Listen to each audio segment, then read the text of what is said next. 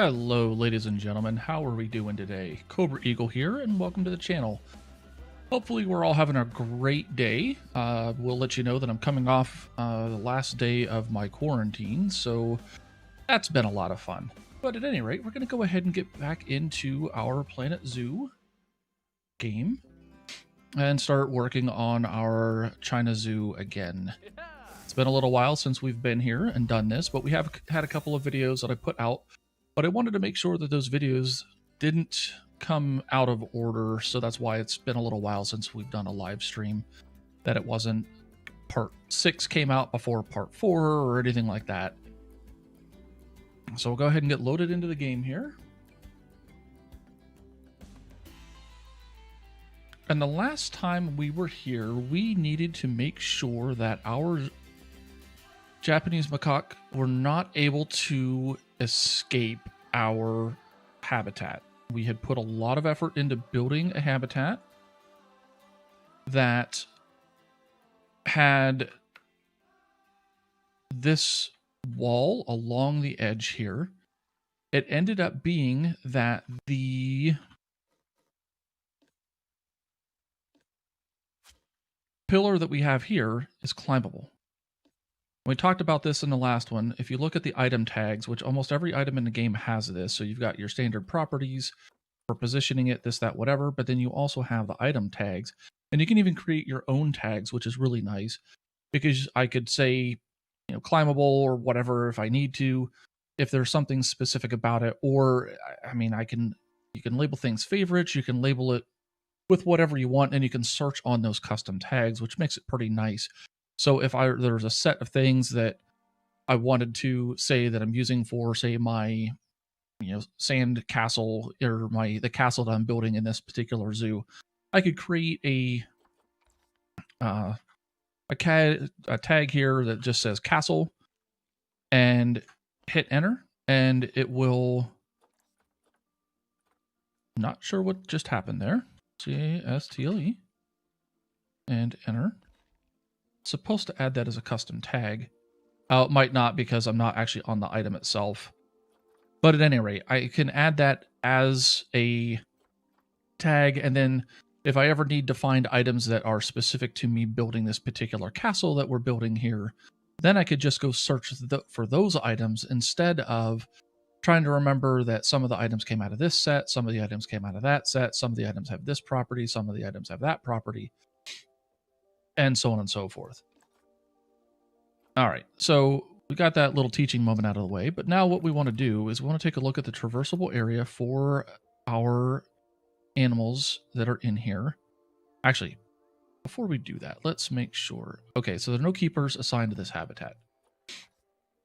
So this is probably our first order of business, and it's only because this can cause some serious problems, because all of these animals, actually I think I took all the animals out of here specifically for that reason, because we haven't had a keeper come by. And if we go to habitat cleanliness, you can see just how messy it is. So we need to get a keeper and a mechanic set up for this. And we can use this staff room, because the only people using this staff room right now are these 2 vendors. And I don't even think that we have that set up. Then they have a keeper hut here, and then the habitat. So we need to go ahead and take care of that.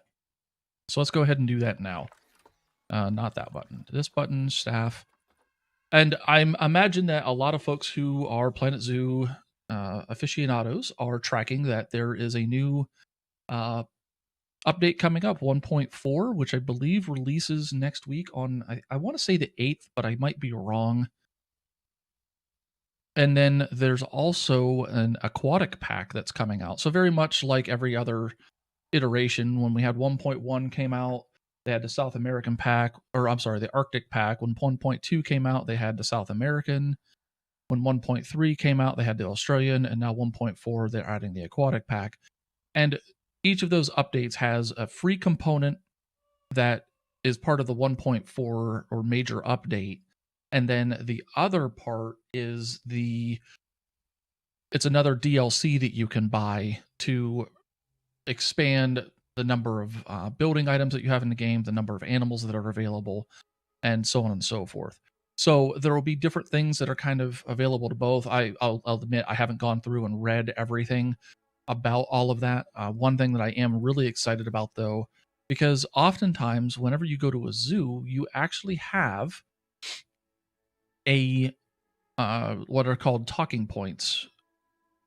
And so what it will be is, say, like, I want to set something up right in here that the guests can kind of congregate and listen to somebody speak about the animal that we have in this particular habitat. It would be really good. I know in a lot of zoos, when they have like petting zoos or aquariums where they have animals that especially kids can touch or interact with, they will have that kind of stuff. Snakes, insects, those types of things. And so it'll be really cool to add that, because it'll actually add, I think, a lot more kind of life to the zoo and make it feel more like an actual zoo is like there. Okay, so what we're going to do here is we are going to, I don't know what work zone this is, edit work zone. Okay, so we don't have anything in this work zone, which is perfect. So we can just use this one. All right, so we're going to use a keeper hut. We're going to put the, I don't even know what that's called, habitat. And then we're going to put a staff room in here. And you can see that we already have the staff room in a work zone of some kind. And it's probably because we have a maintenance work zone up here, which is perfect, because we can actually just add whatever maintenance to this and not make it any worse with adding more staff and everything else, because it's a relatively small section. They probably just patrol up here into like that ATM. So we can just add this keeper door here, and then that will bring the mechanic over here to edit it. And it's really because we don't need them to edit it. They will edit it, or I'm sorry, we don't need them to maintain it because there's nothing to maintain. However, it's still good to have them there, because otherwise you'll have a thing up here saying that there's not a mechanic up there. It doesn't recognize that we don't actually have any barriers along here that require a mechanic to come along. And so we'll go ahead and do that just to make it a little bit easier. And then all of your staff zones should have a keeper hut, or I'm sorry, a staff room in it, so the staff can go there, because when you assign staff to a particular work zone, they only use buildings that are in that work zone. And since they all need to take breaks, you need to make sure that you take care of that. All right. And you're going to have to forgive me because I do not know how to spell this. I'm pretty sure I spelled that wrong. Let's go into here. Oh, we're close. Let's see. C-A-Q-U. There we go. Okay, perfect. Now we need to hopefully have not screwed that up by closing it improperly. And we did. All right, so let's just go ahead and change this here. C-M-A-C-U, or C-A-U. And then hit enter. And now edit the work zone. Add these two and this. And for whatever reason, like if you just hit escape, it like drops it, even though it's still kind of as you go, but it's still really irritating. So now you can see that it's moved it up here in alphabetical order. We need to assign staff to it. I don't know if we have any keepers that are unassigned. I don't believe so. Looks like they all have a home of sorts. So we're going to go ahead and do this, and we're going to put 2 keepers down. And we've been doing 2 keepers, one to keep the habitat clean and one to keep the animals fed. So we'll go in here and we will change it that you clean the habitat. And then if we just hit play for a second, then I can just select the other one. When they're airborne like that, you can't select them. It's like the game doesn't recognize that they're actually in there. And then tend exhibits, that's not what we want. We want them to feed the habitat. So here, and I honestly wish there was a better interface that worked with that they had for this, where I could look at all of my keepers and see almost like a an Excel pivot table, as it were, that'll let me manipulate those different things. But either way, it still works. And then we can go in here, and because it's the last one of the last ones we created, we should just be able to scroll all the way down to the bottom and put our keepers in there. Okay, excellent. So we have that. Now let's go ahead and our work zones. So we have keeper. We need to also have vet. So in this particular scenario, we have, all right, so I have maintenance prison, which includes this bathroom and this staff room. So we're going to go ahead and include this as well. And it has this ATM in it. So now the keeper, or I'm sorry, the groundskeeper or janitor caretaker is what they call them in this game. Because they call them janitors in Planet Coaster, and then they call them caretakers here. But we have that, so they'll wander down here, cover this, and then they'll come back over here and to the habitat, and then they use that staff room. And as we expand this a little bit more, we'll probably give them more to do, because this is a really small area, so we're not expecting that this is going to be something that has a boatload of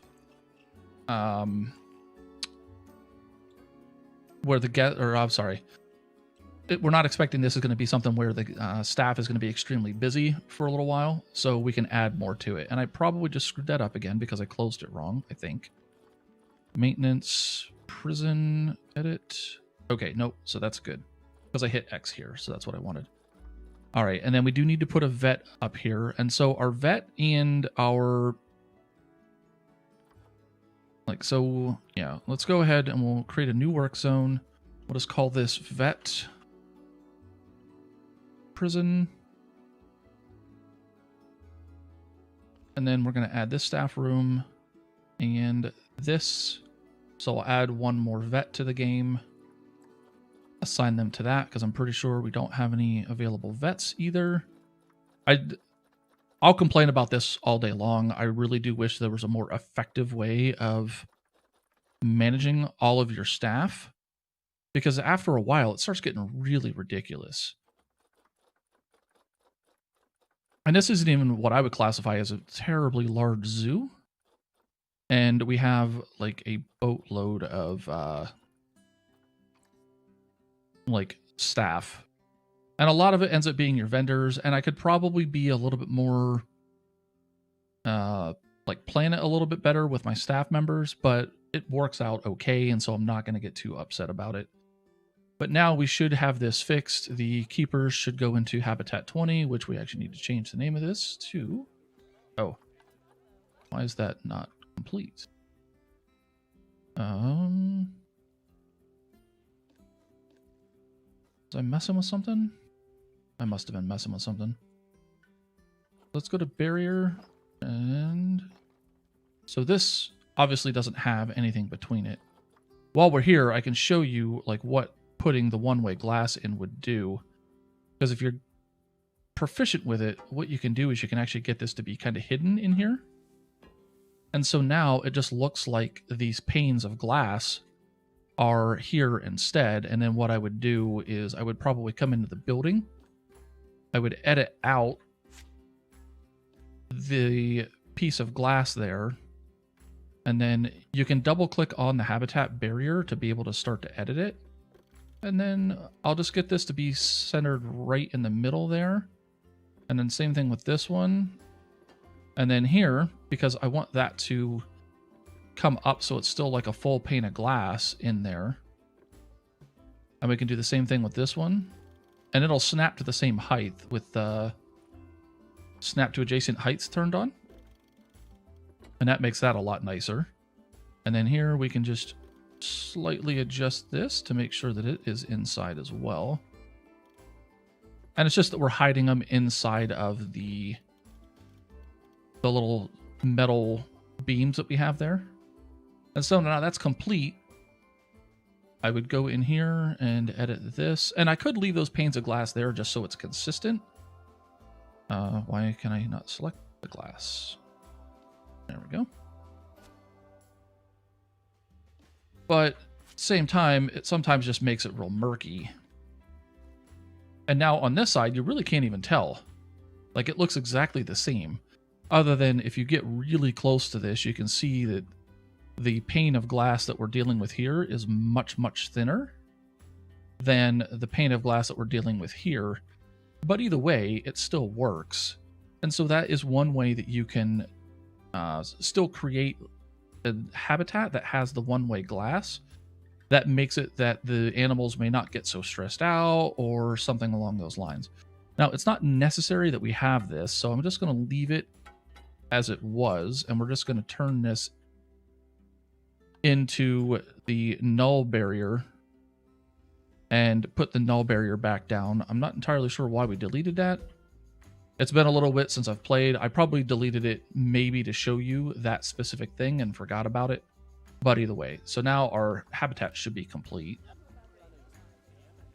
And then we want to come over here, not click on you, but click here.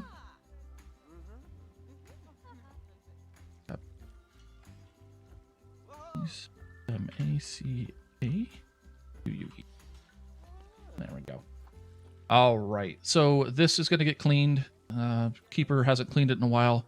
Makes sense. Yeah, we had the animals in here, but now we can put the animals back in and make sure that there's no other potential escape points as we go through.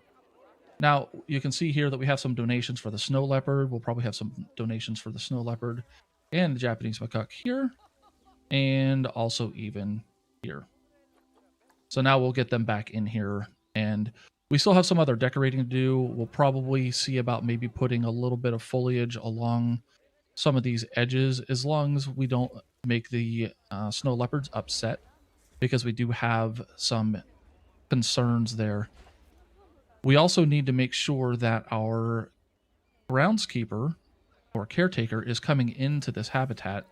So it might be best to get a trash bin, replace. And I'm not a huge fan of putting trash bins inside the habitats, but we just don't really have much of a choice. Because the guests really like to litter. It's just a thing they do. It just doesn't make sense to me to have trash bins inside of a habitat where the animals could then get in there and cause issues or eat the food or trash or whatever that's in there. So it's always a little bit frustrating to not have some mechanism to kind of keep that under control. But either way.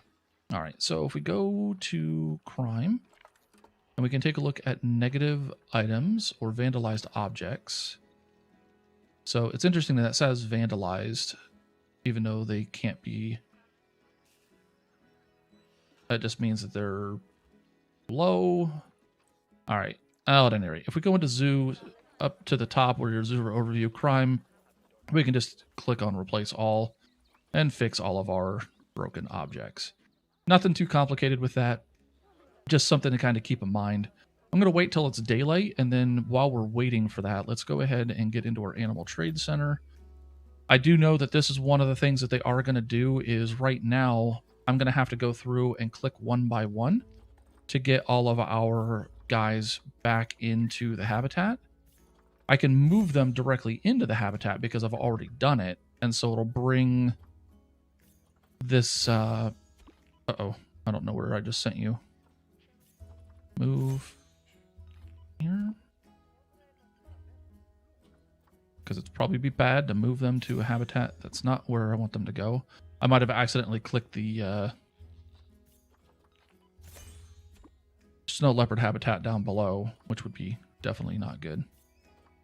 But anyway, so what I was saying is instead of having to sit here and click one by one, I'll be able to multi-click and send them all off at the same time.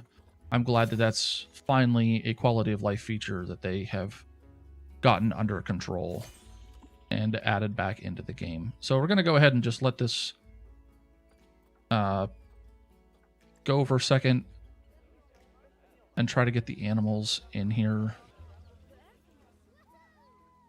And then we're going to definitely have to look to see, because I know that they're going to be able to escape over here.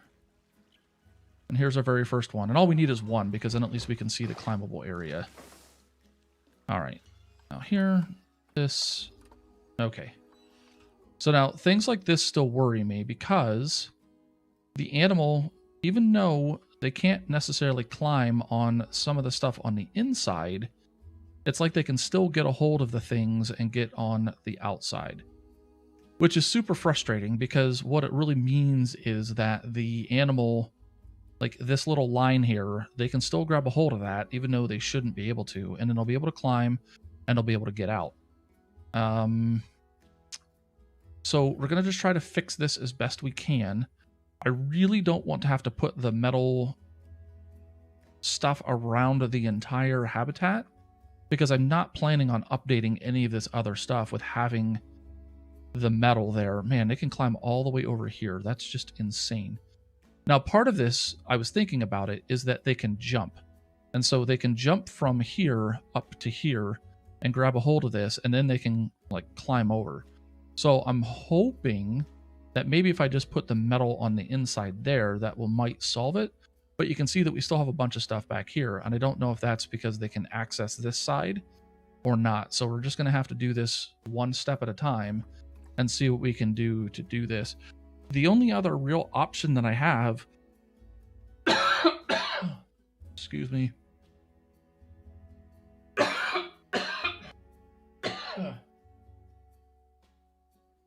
is to completely redesign this. I really don't want to. I mean, we could also just put doll sheep or something like that in here, but again, that really just kind of defeats the purpose of this habitat. And we would have to do a lot of changes in order to make it work.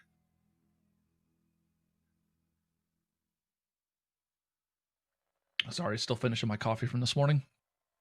Okay, so we know that we need to at least put something here. So let's go ahead and edit. And then we're actually doing this. So rust. And we want the large rod. 4-meter rod should work. I don't need snapping on. So right now I have position snap on, so it's going to snap to the various snap points that are in the objects, which actually that's not really bad because now I can just take this and slide it where I need it to be. And all I'm really trying to do is get it so it's mostly covering this, and then maybe we'll slide that in just a little bit more like this, and then just bring it down low enough that this disappears in there so it looks a little bit nicer. And then I do want to check to make sure that none of this is interfering with any building stuff that we have down here, because we do have a lot of things that we built down here that we just need to make sure that this still looks acceptable as well, which looks like we're doing all right.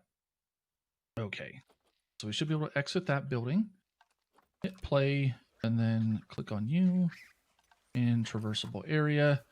And so you can see here that that went away, but now for whatever reason, this is here, which is frustrating. Now, obviously, I do want them to be able to climb this stuff, so that's not an issue at all. But even right here, like they can climb through the wall there, which I don't know why that's even a thing.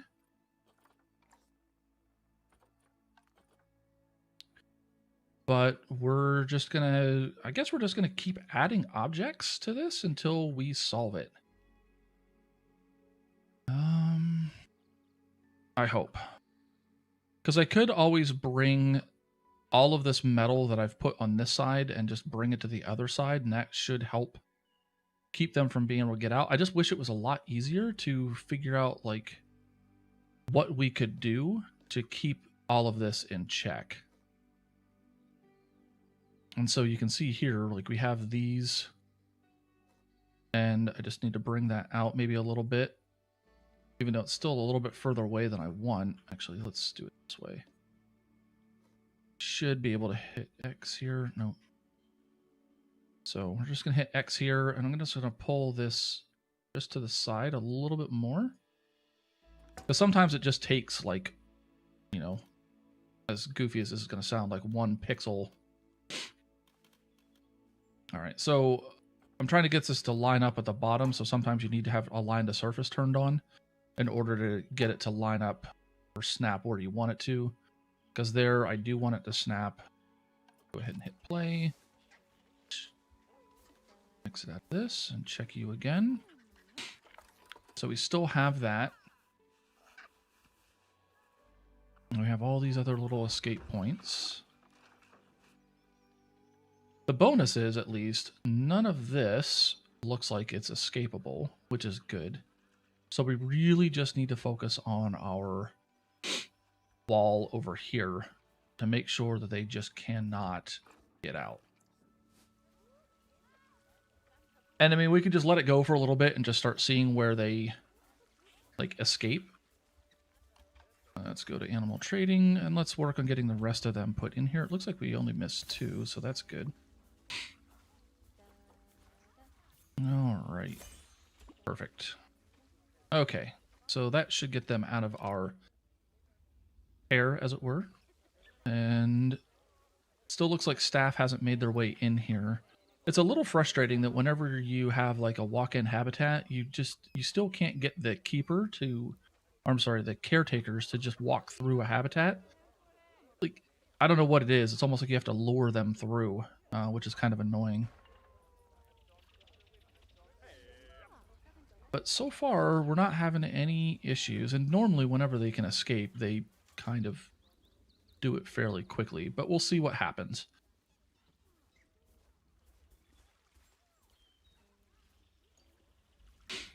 Let's see, where are you going?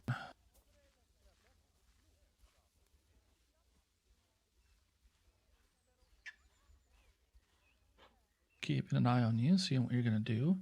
Like, they're all testing the corners to see if there's any way they can do something shady.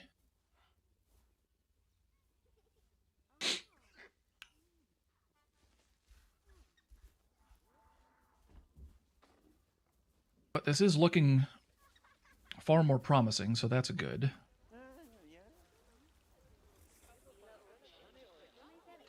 Okay, sweet. Check our finances. It's been a little while since we've taken a look at that. So if we hit overview, actually no, finances here. So we're still doing pretty well. We hired a lot of staff at one point, and that's certainly going to impact our bottom line. But it looks like we're still pulling in enough guests and whatnot to make them happy. So our guest happiness rating is still impacted by probably our lack of toilets and our thirst and hunger a little bit. Because there are, while we did add a good number of shops between here, over here, we have some up here now. We don't have any more in this area. And if we start expanding this way, we will need to make sure that we have more shops. Okay, so we have a lot of guests that we've never, or haven't said hello to in a long time. So we're going to go ahead and do this. I only get to do 5 of them, and then it'll tell me that I can't get conservation credits for it anymore. Yep, thank them. And then I can say hi to myself if I want, but there's no reason to do that. All right, excellent.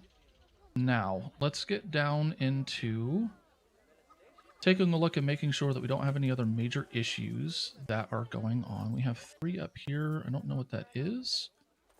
So we do have pandas in the zoo, and since we are trying, I mean, we're not, this zoo actually was initially created to do pandas, like to breed pandas, but we've obviously moved on from that and just created a zoo that has a lot of cool features and whatnot that I at least enjoy. All right, low welfare, and this is stress.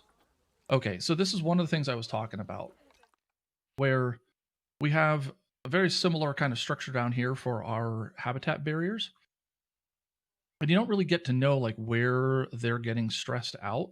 I don't know if maybe it's up here or if it's down in this area.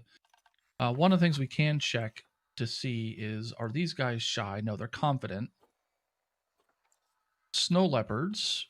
Let's go to them. Snow. They are shy. So it might not be a bad idea to put up one-way glass across a good amount of the area here, because the real big trick with the snow leopards is they don't like a lot of foliage. So I can't slam the area with foliage and then expect that everything's good. Instead, I have to, what do I call it? I have to use the one-way glass to really kind of change that. The good thing is, since I have all of this glass and everything else set up, much like we did up above, I can just do something like that down here. And while there are guests looking at the animals down here, I really think that it's probably going to be more along the top here. But we're going to try down here first and see if putting one-way glass on this helps. Just because the line of sight that these guests up here has just isn't that spectacular. The other thing that we can do is we can put sign like do not disturb signs, which I don't think we have any of those up. Actually, we'll try that first. We'll try do not disturb signs first. And then if that doesn't work, then we'll escalate. So we'll do this in a tiered approach. Okay, so do not disturb signs are here. Do not. Now, do not disturb signs, I really wish we could at least color these, and I don't know if this is a like potentially a fix that they're going to be doing, but either way, it's just frustrating that we have to kind of deal with this. So here I wanted to see what the do not feed, do not disturb. I just want to make sure that we don't have any signs up already. Doesn't look like we do. And then what I can do is I can get a little bit creative since I don't necessarily like the signs. And I can do this. I can slide this down into the object here. And then it'll sit just like that. And then I'll adjust it to see if I can get it so it's centered in there a little bit better. And not peeking out either side, which that's exactly what I want right there. And then it should be centered as well. It's not like the game cares, but at least that way it looks like it was kind of by design. And so we need to probably put another one right in this area here. So it's facilities, this guy. And then go ahead and shrink that down. And ideally I would have probably just like copied that wall segment and moved it over, but we're already doing it this way. So it's just, it is how it is. And then I don't even know where center is really, but that's okay. And as long as most of this is kind of covered up. So. Yep, I'm okay with that. Doesn't need to be like pixel perfect, even though that's what I really tend to like to do. And actually this one, because it is further out than I had originally wanted. So we'll go ahead and do this. And there we go. Excellent. All right. So that's good. And then we can just put another one probably right in. Maybe. So we did kind of push it a little bit right here. It's not like I can make the radius bigger, but it still should be sufficient to kind of cover what we need. And so we'll do another one probably in this one. So I'll just set it down there and then we'll get it situated properly. Like so. Then we can bring this forward by just, this will be a little bit harder just because it's a little less, a little space here, but we'll still be able to get it done. Get her done. And we'll bring that down to a respectable level, which should be right about there. And then it's probably a little, yeah, it's a little too far forward. And then the twist on it is just a little bit off. So let's go ahead and do that. And let's see if we can get the green ring. And perfect. And so that's lined up a little bit better. And again, the game's not going to get upset with me about how I have that set. But that works pretty well. I mean, we have a couple little areas where the guests may still be making a tad too much noise. And now we'll go ahead and we'll actually do something similar up top here. Just because there are quite a few guests, and especially in this area right here, because this is where they're in the habitat with the snow leopards, simply because the snow leopard habitat line comes like down over to here and then back up. So we need to make sure that we have that taken care of. I'm really glad to see that there's guests on both sides of this. So that's really good. They're getting a lot of attention. We do need to get education taken care of as well. I don't know. Yeah, we do have snow leopard education, so that's good. We might be able to even throw a snow leopard board or two up here. Since we are going to have guests look down, we can just see which bins are getting snow leopard attention, which that one is. That one is.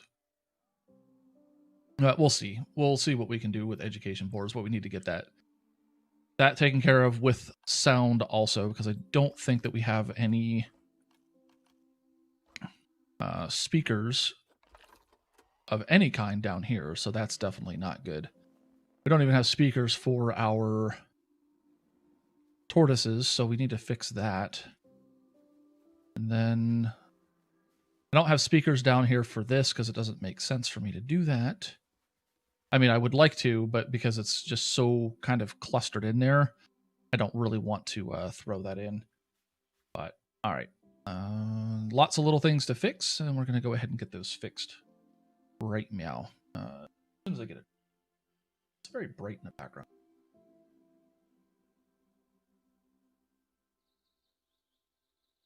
Sorry, that's so blown out. The sun's popping in there. Okay. Let's finish the Do Not Disturb project first. This and here. And I guess we'll just put a sign. Actually, maybe we can do it this way. And facilities.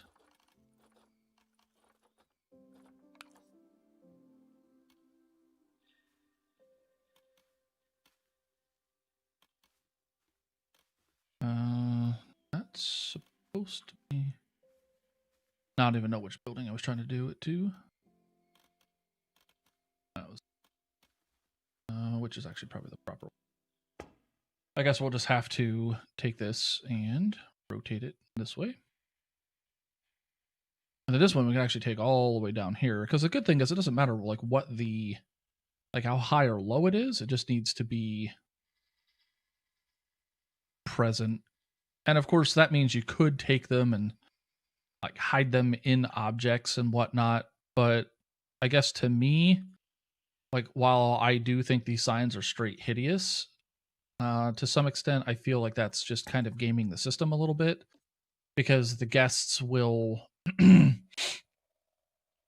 not technically be seeing it. So therefore, how do they know that they're actually supposed to be being quiet? But if it's something that you want to do for your own zoo, by all means, go ahead. Like, it's not like anyone is going to come and like police how you've played your zoo. And I will admit that even over here, I have them kind of buried behind the signs. So, I mean, even my own little rule I've violated just to kind of make them less prominent. And again, if I could change the colors of them, if I could maybe make it that it wasn't like the straight white background and so huge or something, if I had different options, I might be a little bit more inclined to make sure that they were visible. But right now, it's just, they're kind of hideous and it's really annoying. Okay. So here, what we're going to do is we're going to put speakers on the inside that also kind of cover the outside here. And the reason why is twofold. One, we have the guests ride through here, so that's one reason. The other thing is that way I could just have the outer part of the ring kind of touch this inner little like side path. And the other main reason is so because I don't have any speakers here, that I can put a speaker probably on either end of this and then just make sure that the radius is large enough that it kind of covers around the area here. I also don't have education boards here, so I need to do that as well. Lots of little things that we have to get fixed today, and it's just to make sure that the zoo looks good. Tegan E, hello, welcome. How you doing today?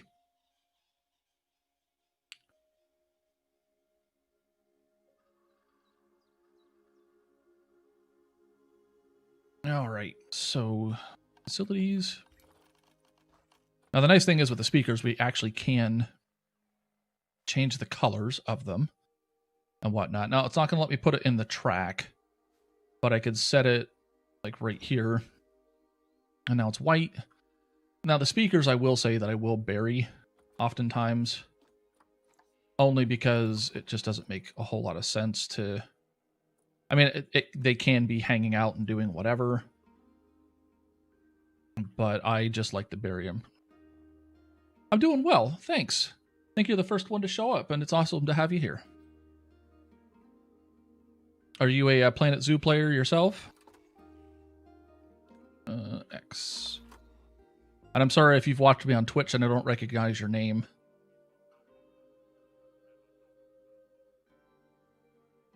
We're actually going to slide this back this way, because I'm trying to make sure that it's not really affecting up here, because I want to, when I put the speakers for the animals up here, I want to make sure that I'm not competing with space there. So that'll be good. And actually that is pretty decent because that covers that up. You've not played the game before? Have you played any like management simulation style games in the past?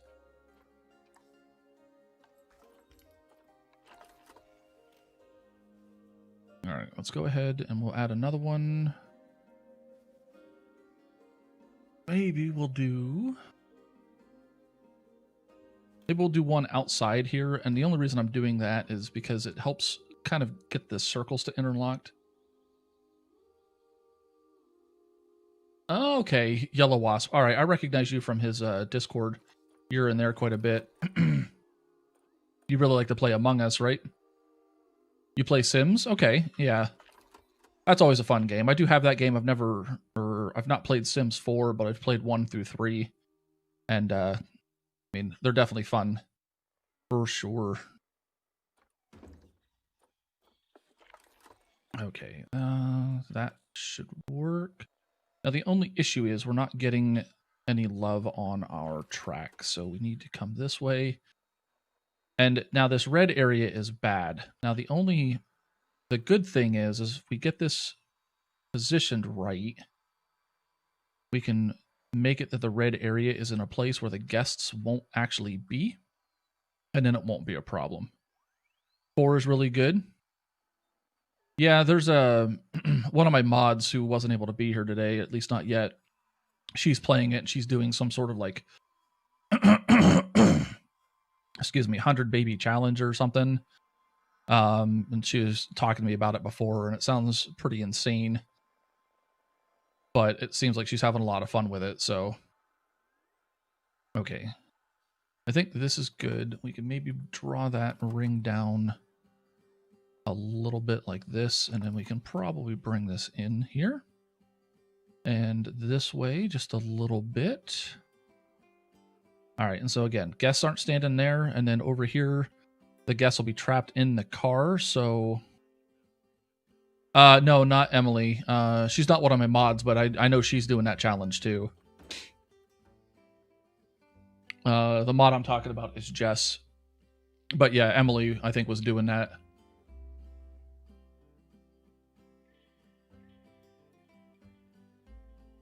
All right.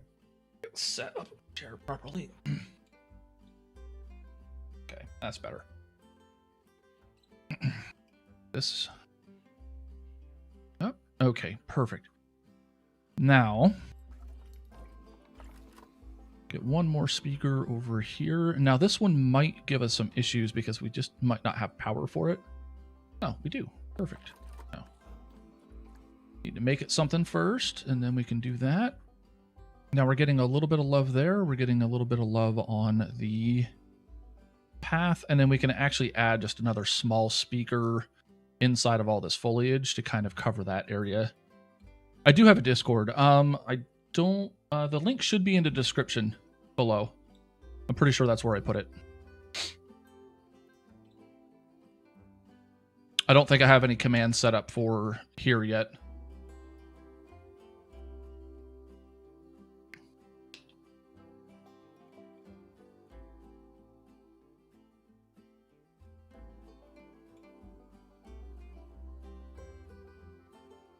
All right. And then again, we can probably pull this just a little closer. Awesome. Yep. Always want to try to make sure that that's available. I appreciate you asking for it though, because that helps make me think, like, did I make that available to folks who would want to join the community? All right. Facilities here. And so we have a little gap here and we have a little gap here. I'm probably not going to close this gap. Actually, I don't know that I'm going to close either gap. I think I'm going to leave it alone. All right. So now let's go check and make sure that they're more or less. Oh, where did that one go? Facility? Oh, haha.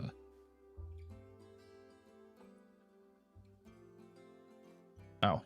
So yeah, I can go underground and select it, which is super awesome. Did you play any 5? I'm not sure what that means.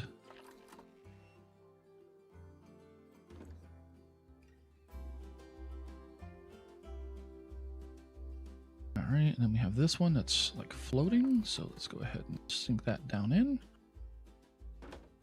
All right, so with this one being white, I'm okay with that.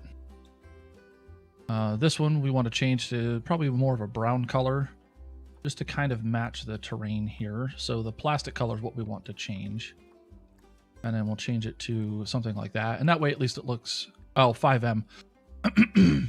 I've done a little bit with like just screwing around on Razum server or something like that. I was looking at doing DOJRP at one point. However, like I am in the military myself, and just all of the rules and this and that and everything that they've got going on there, it was just one of those, like, I felt like I wasn't going to enjoy it because there were so many like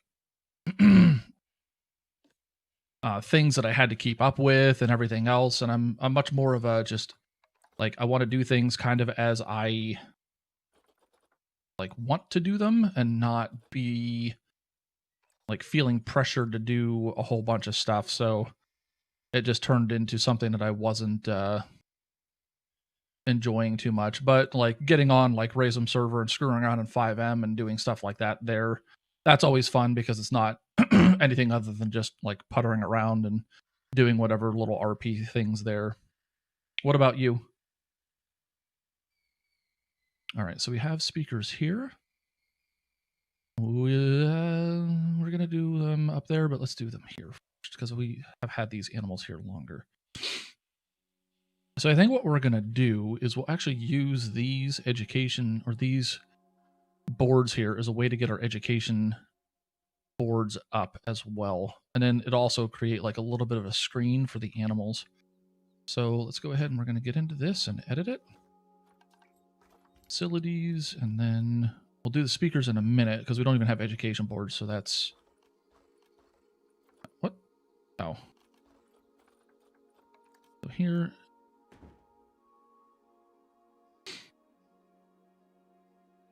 Oh, nice.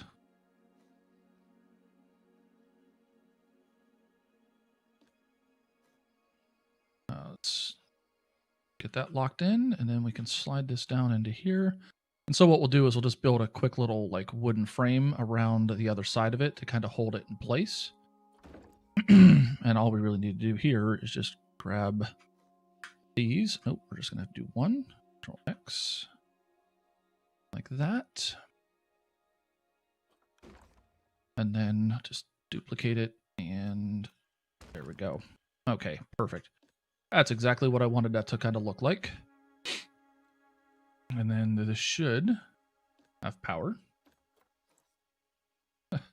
That's always fun. That's a quick fix. Yep, I'm good with that. And then over here, we can do... We'll do one here and one here. And I know it'll be a little bit... Actually, maybe we'll do one here and then one here. And that'll work. So let's go ahead and facilities again. This guy, that is probably upside down, but we'll see. Okay, so that one actually ended up being correct. Nope. You. And then let's do this. Have the light on? I do. All right, so I want to bring this into just about there, and then we'll slide this down like that. And I just want these to be fairly consistent with each other. They don't have to be exact, but it's new, and we're still looking for 5M or Fire, EMS, Dispatch, and Civ Director. It's not super strict like DOJ, but it has some rules because it is a community. But if you're interested, hit me up for sure.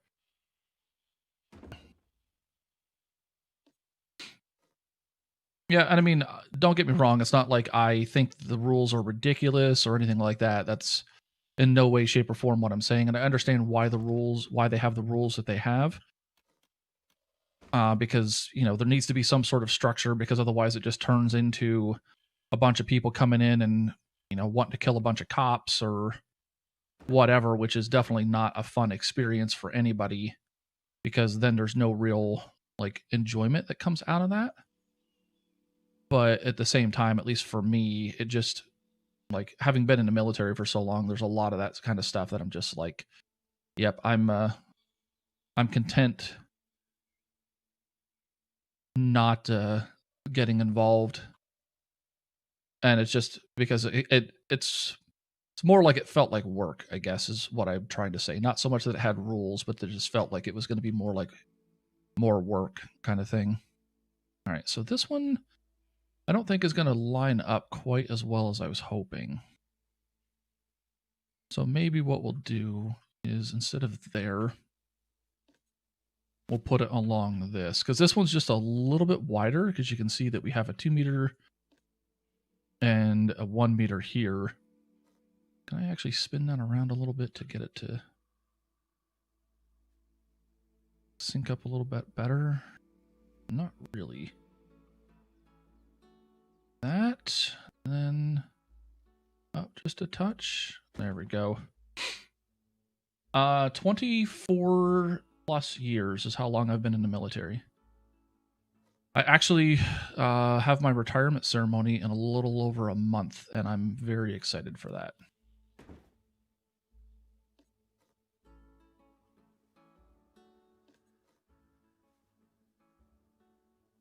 We'll just get it this way.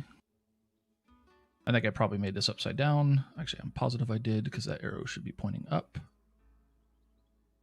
Yep.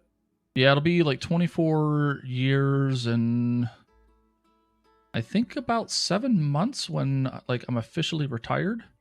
Because I officially retire on the 1st of April of this year.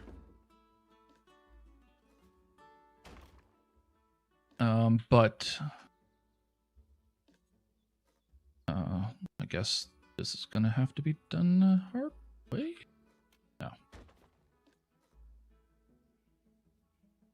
But my retirement ceremony is on the 15th of January, and my I start my terminal leave and all that on the what do you call it?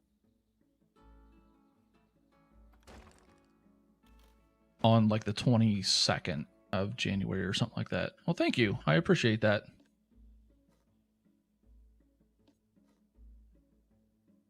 Yeah, I mean, it's I'm never looking for people to say stuff about the service, because it's just, something I volunteered to do, and it's just part of what my life has been, but it doesn't mean I don't appreciate that kind of stuff. I really do. It's nice to have that and know that people really do appreciate some of the sacrifices that a lot of men and women in the military have to make.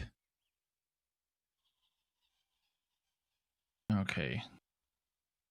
Let's see. So we have the education boards. Now we need to put in speakers. So let's go ahead and get one here. And actually, I want to see about getting this kind of buried underneath this plant. So we're going to go ahead and we're going to try to turn it to a kind of a greenish color. That's perfect. And then let's go ahead and get radius and all that stuff set first. Good thing is we should be able to make this pretty large. So maybe a 16, and then we'll get it moved and whatnot.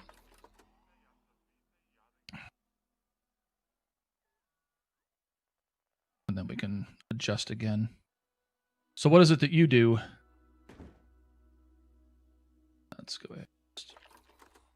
All right, so I think 15 will be good. 16 probably puts it a little too close, because sometimes when these bubbles are a little bit too close, as the guests walk between the two of them, it actually causes them to like have their heads in the same or in two different bubbles, and then they get upset. So I don't want to have that. But we should be able to have this one here, and then we'll actually just it's going to duplicate it, and then I meant to do the sliding one. Can I select you? Come on. So the only part about putting them in a plant sometimes is it's super hard to get like what you want. Okay, there we go. So I know this terrain's relatively flat, so we can do this, and then I'm just going to move it over here to this foliage. We'll hide it in here somewhere, like here. Well, I mean, are you working? And we grab this. And then bring that down to about here. And again, this could be close because the guests can't get there, but as long as that is not too close. And I can make this a little bit larger, and then maybe we'll just slide it this way. Nope, 15. Oh, I mean, and I can never be too sure, but is there something that you want to do when you get old enough to work? And push that down just a little, and good. And then because that is more in our grass, let's go ahead and maybe we'll pick that brown color that we used earlier. Okay, awesome. So now we have education and speakers here. Yep, education speakers here. We have education. We need to get power over here. And I think what we'll probably end up doing is doing like a power facility or something like that here as part of our castle. And then we need to get... Does we have speakers for our dingoes? We might even need to throw one in the middle here just to get that covered a little bit more. And then we'll take care of these guys. So let's go ahead and get let's do one for our dingoes. Actually, I grab the one that I just used. And it's only because I want to keep the same color. D. No, the animal's wrong.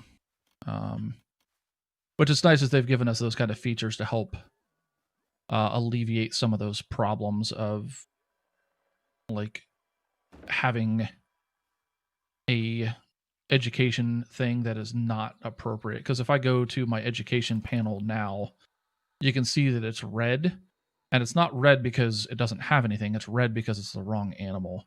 And it'll also show the actual object in yellow. So you can see here, incorrect or unassigned, unpowered, and then the red overlap. But here we want to do dingo. And now that'll turn to blue, and then we want to just increase this up to about, let's go one more, and then we can just slide it like this a little bit. And then in here, that is good. Perfect. Because the more education we can get, the better. So when the guests are educated, well, I've always liked to work with my hands and not office jobs, so I don't know, but will most likely a government field agent or something along those lines. I wanted to become a Navy SEAL, but I have asthma and ADHD, so I can't. That's fair. But I do think that there will be a lot of, there's a lot of jobs out there that you can kind of work with your hands. I don't know what kind of stuff you like to do, like if you like to work on cars, or if you like computers, or even construction, or like a lot of those trade skill kind of jobs. Those are still very hands-on kind of jobs and could be something that you would enjoy.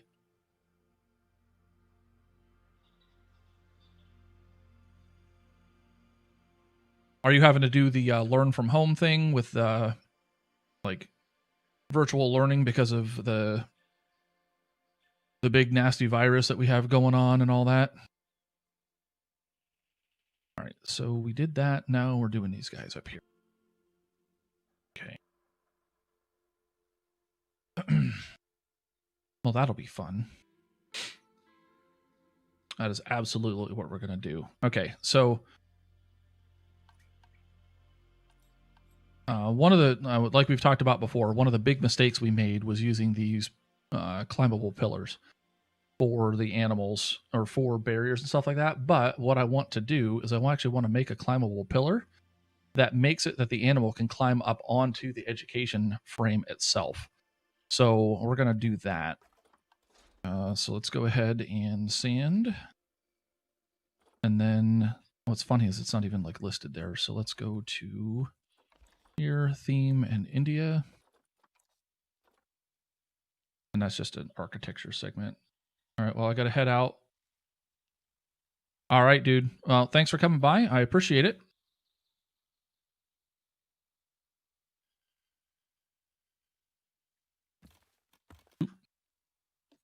Delete that one, and then I'm going to flip this up on its side there like this, and then like that.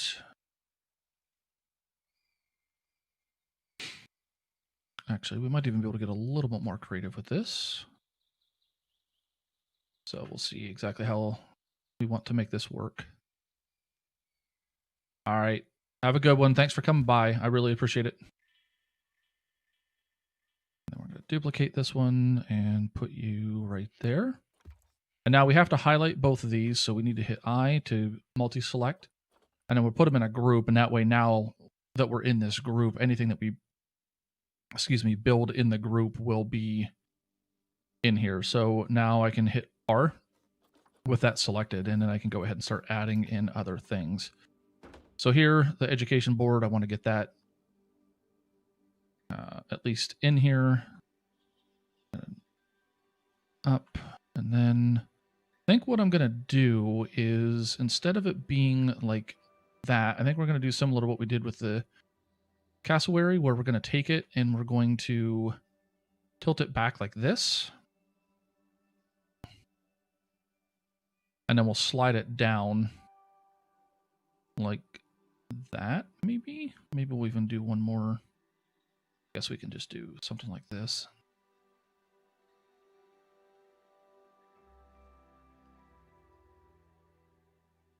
And then that's good. I think this is actually kind of right in the center, but I think what I want to do is I want to slide this out, slide this out, and then let's go ahead and get our climbing frame stuff, which I just want the narrow ones thin. So there we go. So this aligning to object thing is really useful, because then when you're trying to get something like this where you want to create like a border frame around an object, it makes it really easy to do, because you can get it lined up and get everything to work like perpendicular to, or like, you know, be at the exact angles and everything that you need them to be. So here, I think that'll be okay. And maybe what we'll do is we'll actually convert that to a 2-meter one instead. And the reason why is because what I want to be able to do is we'll be able to build a little bit of a climbing frame up top here. And then so we'll go ahead and we'll do this here, like so. And I can do one like this. Now you can see here that we're getting just a little bit of like weird overlap there. And so what I'd rather do then, I'll lock that in place, but then if I hit Control X and then in the advanced duplicate, if I hit the object that I really want to put there, it will put that in the exact spot. And then I can duplicate it and bring this out like this. And now, of course, that's a little bit hard to see just because of where it's sitting, but we'll be okay. And then when here, do that. And now this and this. Okay, so that's not going to let me do that. So I want to bring this down maybe to like here. Just so there's a little bit of a bump out there at the bottom. Same thing here. And then here. Now, of course, this is always a pain when you have the arrow in the way. Now, you can adjust the camera and try to get it to fix. The other thing I could have done is I could have flipped it like kind of 180, so I was looking at it from a different angle. And now that we've got that, I can take this, slide it up here, and kind of lock that in place. And then we'll do the same thing here. And then, as always, it's always super fun to try to get this kind of locked in. And I think I already have my light on. Yep, I do. Okay, excellent. Now, let's see. Trying to think how I want this to look. So if I bring this in, I could bring this forward to maybe like here. And we'll just delete this one. And now we can do the same thing with this. And so now that I've spent all that time trying to make that not be sitting or like lining this up, it doesn't actually really even matter. But again, very iterative. Nope, I don't think I'm saying that right at all. It's not coming out properly today. We're going to go ahead and shrink those down. And then I want to grab the larger of the two, and then we can do, yep. I've just popped down here just to make sure that we're not like putting any of the objects down in the ground that will pop up somewhere else down below. So, okay, so actually, I guess we'll see. All right, so we're gonna go ahead and put this here, and we're gonna put, nope, Control Z.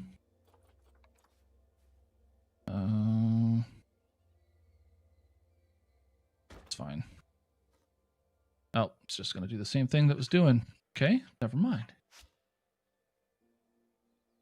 So here, let's go ahead and bring you into about there.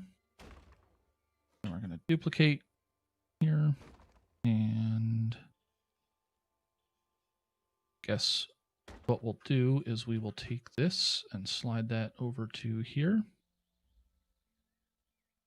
Take this one, slide you over to the edge like that. So we can see that that's lining up pretty well. That's actually right in the middle of that. So maybe if we do this, like there, because I can always scoot these out just a touch, like this, and like that. And that still shows it kind of connected. It also creates some shade for this. The guests are still going to be... So let's make sure that this is lined up properly before I get too far into this. So let's do that. And I don't mind a little... I mean, most of the time I try to get those out of there, but I think here we're going to leave that alone.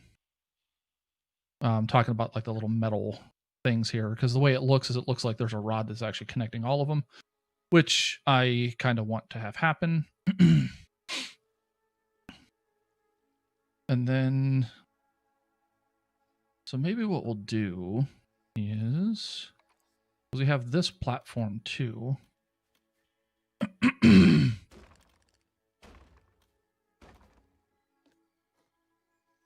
And then good thing is it'll let us move all of that the way that I want. Actually, I want this to maybe be up here. Like that.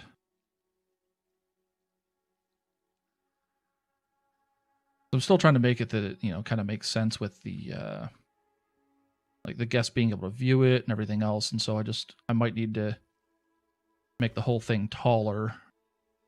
I also feel like this one is just a little bit further back than it should be.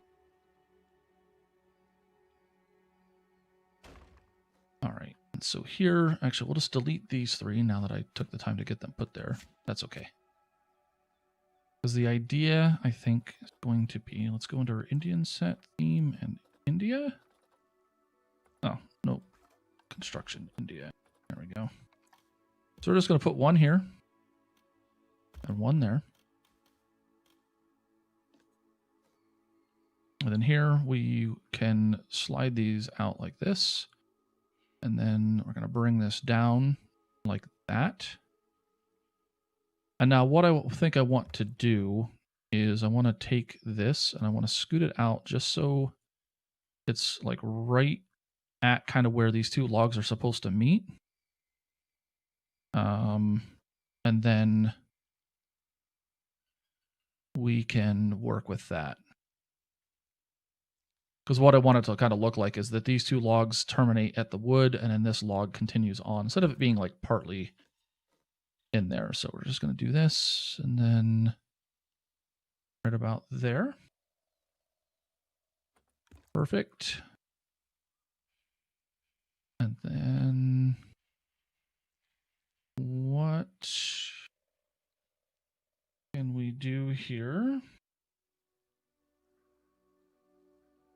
Trying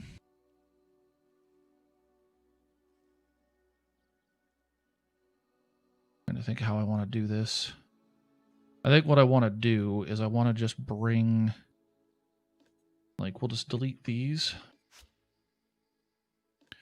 And then we'll duplicate this and bring it forward. So Control X. And we'll bring that forward to about here. This is probably one of the most complicated education boards I've made, but I'm also trying to make it that it has some functionality to it as well. All right, so now we can see that this is kind of hovering, which isn't what we want. I do want that to be in there like that, which is good.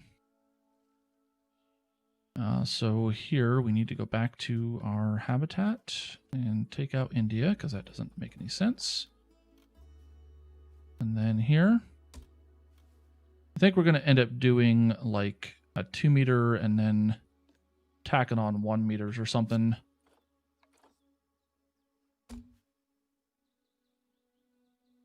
Hello, click. There we go.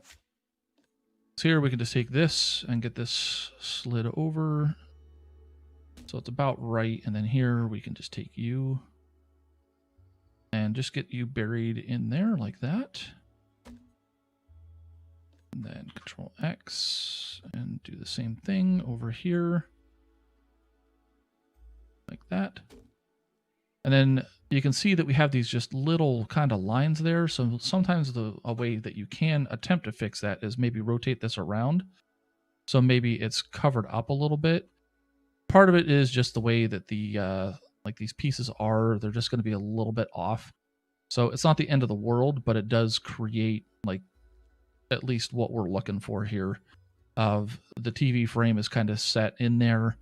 It's got this kind of stuff set up in it, and then what we can do here is we can then get this set that way, and then do this, and then we'll actually just put 2 more of those down like so.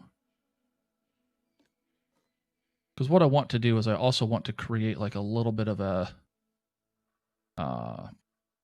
like almost like ceiling or a little ridge.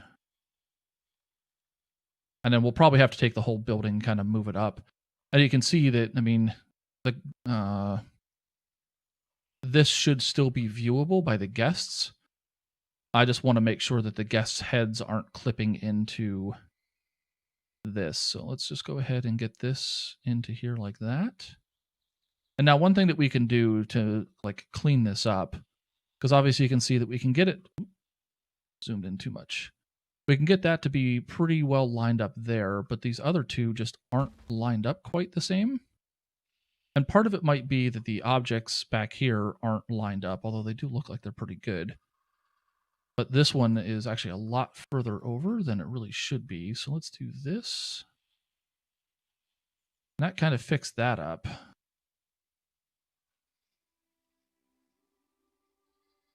Like that. And then here, let's do that. And then we'll slide you in this way. And it feels like that might even just be a little low. Which may be exactly what's kind of going on there.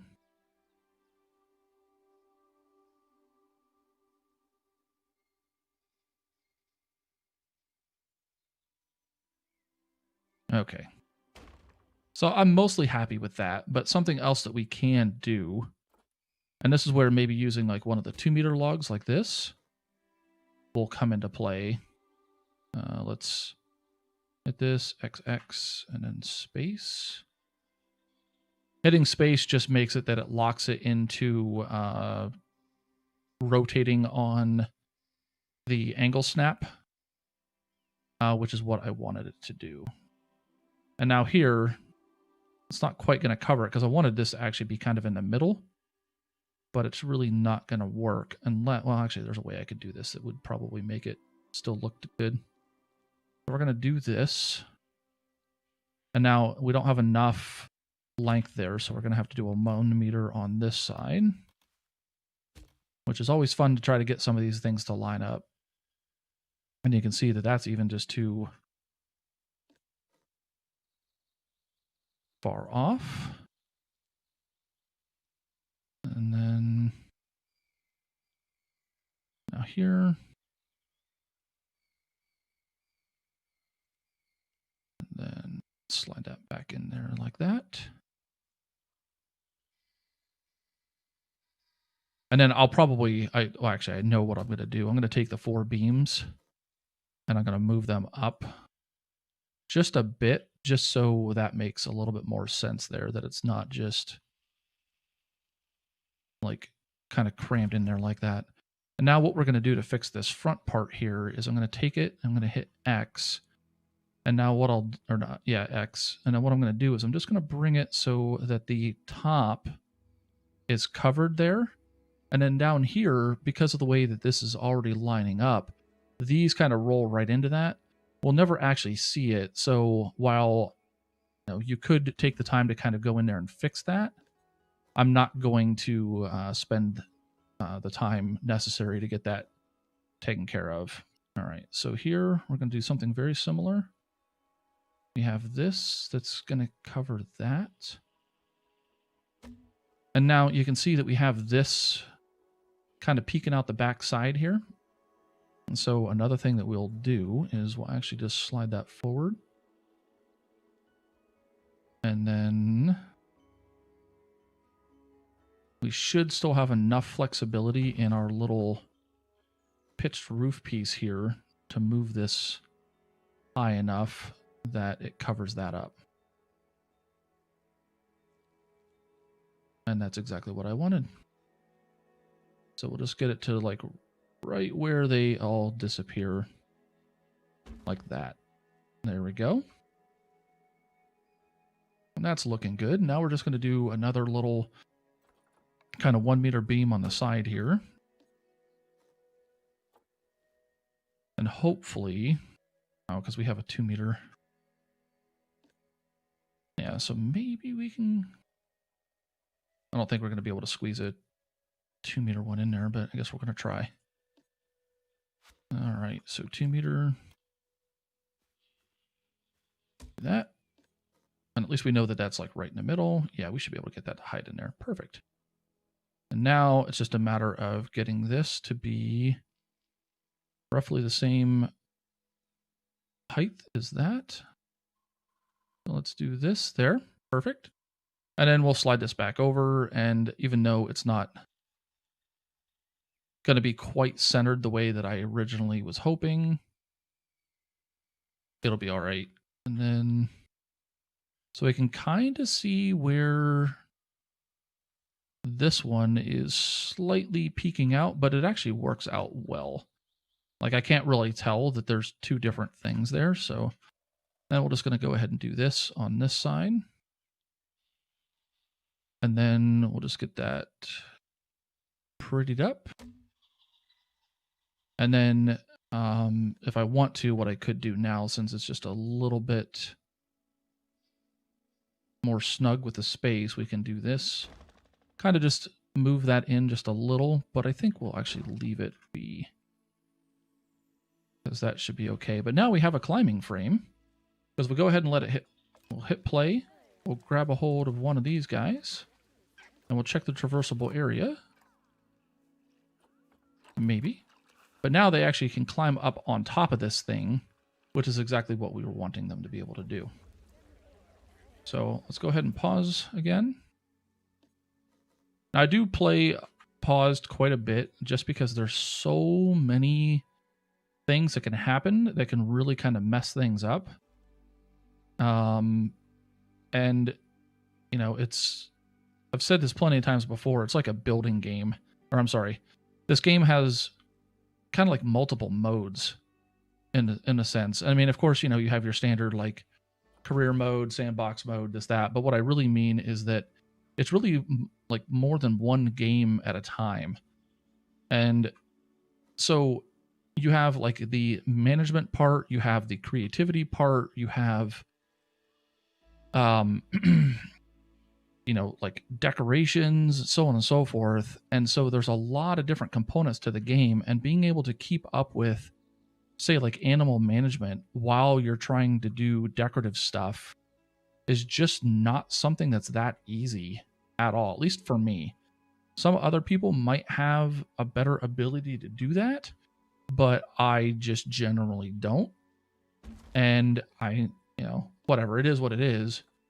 I'm not upset about it, but it's just one of those, like, there's so many little aspects to the game that make it really hard to kind of focus on all the stuff kind of at one time. And so I just tend to, like, I'll pause it and then I'll do the things that I want to do. And now, you know, there's something to be said for, like, how does that really kind of affect the overall, like, realism and everything else. And I mean, you know, that would certainly be a good challenge to try to play a game like this without pausing it. But I would just get so distracted with all of the different things that it would just be, I feel like, too hard to kind of keep up. Now here, I'm going to check to make sure that we didn't create a potential jump off point where they can grab and climb somewhere else, with that being so close to the edge there. All right, so zoo, nope, this guy. All right, so it looks like we didn't add anything new. Of course, we still have all of the little things that were kind of a problem before, but that should work out. And so these are obviously frames that are inside the habitat. We still need to do frames and decorate on the outside of the habitat, and we'll take care of that here shortly. But I wanted to kind of create something that was kind of neat and cool in here that let the guests have something to kind of interact with while they were in the habitat. And then also make it that the animals could climb up and be on the object where the guests were reading.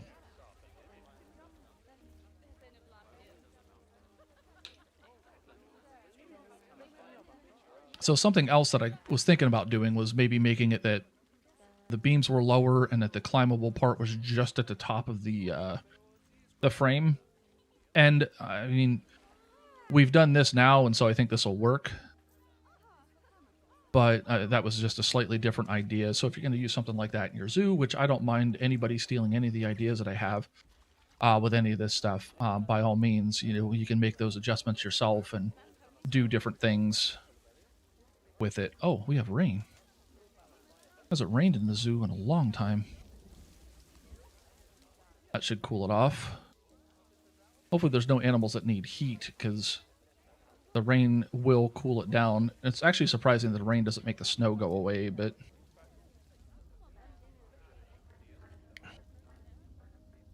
But this is, like, in my opinion, it's a very nice looking zoo.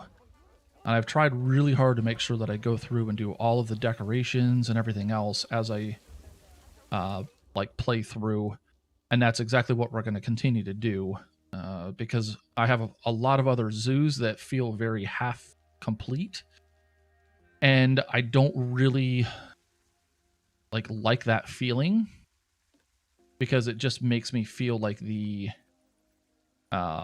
didn't take into account everything that we should have, or not take into account, sorry, that we just didn't do a good job of really crafting the zoo in a good way and building it with a more logical approach. It's interesting because these things actually also are probably counting as hard shelter. That is another one of the, I always do that, I always hit that button. That is another one of the, we got habitat, cleanliness, shelter. So we can see here that our hard shelter is up to 85%. And so with 10 animals in here, I would think that because they were small that they could actually have a decent amount of hard shelter, but I think part of it is that not all of this, for whatever reason, is counting. Now down here it is, but up here it's not, which is a little bit frustrating. And that could be part of what's going on and why we're not getting the 100%. I'm not going to get too stressed about that because clearly it's just kind of frustrating. But we could add in like actual building pieces or something like that, extend these just a little bit more, and then even use some of this tile roof. We just need to move this mobile in order to make that happen. I would just be a little concerned that they could then climb on top of that. Actually, I almost guarantee they could climb on top of that and then just literally walk across this. And while it'd be super cool to have them up here, like then they can climb down and escape, and we don't need to give them any more ability to get out, which is exactly what we're trying to avoid. So we're going to let that be for now, but because we can't really put much else in this center section anyway from a decorative standpoint with foliage, maybe this is an area where we'll try to build a little bit more hard shelter for our the Japanese macaque and get that taken care of. But for the time being, we're going to go into our facilities and we're going to get speakers, and we're going to take care of the speaker component of things. And now, again, I could just put speakers like right along the edge and then just have like these little bubbles, but it feels to me that it's a lot more efficient to use a speaker, say like right here, and then get it to cover both here and here with just one. Now, because this is kind of in the snow, maybe we'll just scoot it over just a little bit so it's a little bit more in the snow. I'm not too concerned about leaving it white there. And then we will take the radius and we'll increase it to a point that works for us. Now, again, we have this red here, but the guests can't get in there. Now, if I went this way, here it would be a problem. It would also be an issue up here with our dingoes and everything else. But if I come down to something a little bit more reasonable, like here, I can still get pretty much all the way across this path, which is kind of what I was hoping for. And I guess what I really need to do is I need to move this more this way and probably this way to cover the path here and inside, which is what I'm looking to do. And then we can do another one. We might do a couple smaller ones in these other areas.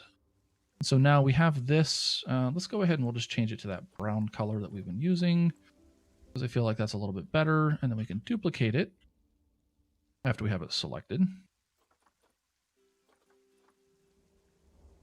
Duplicate it, and then now we can see obviously just how like massive that is. Now we could do something like this where we put it, I guess what we're going to do is maybe we'll put this right there. And then we can shrink the bubble down, that's not an issue. But I think then at that point it kind of defeats what I was going for, because I was trying to cover up the rest of the area here without it being too crazy of having to have like multiple. I mean, that's still not bad, I don't think.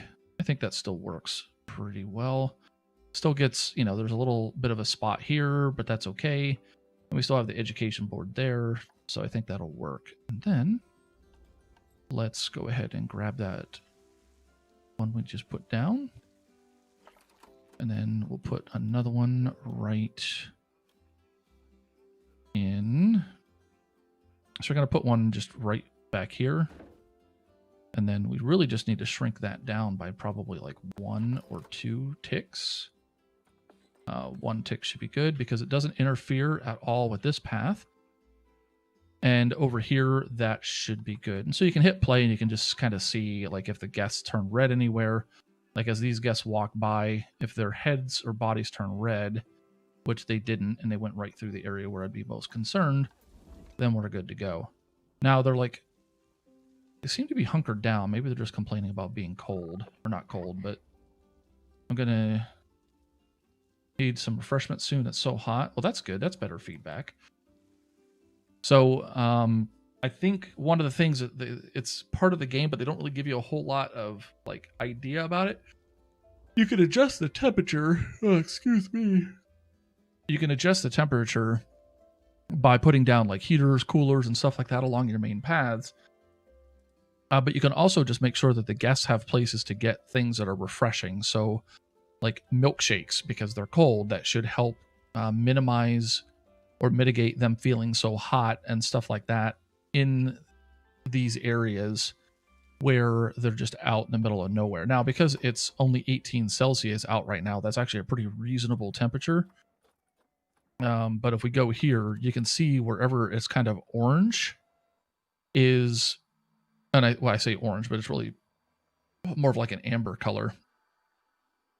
Like all of that is area that whenever it's just normal, it will actually be pretty hot. It's really interesting how like some of these areas, these areas are considered hot now because they're shaded. And so they're warmed up instead of being cooled down.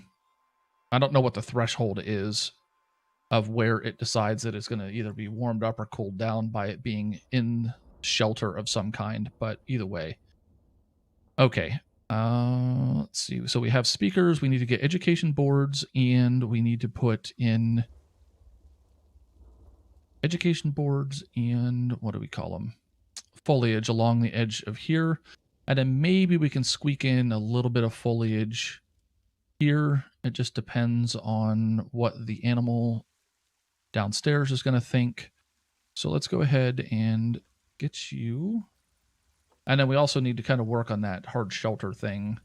Good thing is all of this stuff is actually really good. Their welfare is still really high despite there being some minor issues, but nothing that is going to cause them to be super stressed out.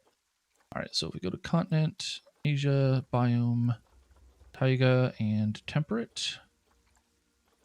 Now, I'm going to do the taiga just because the snow leopard down there, and we'll see if we can get maybe some of this stuff or whatever down here that hopefully won't like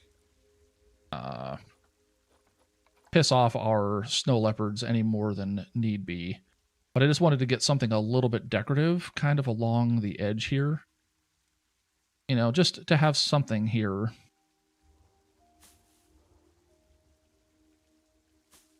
And then maybe we can put like a little onesie there.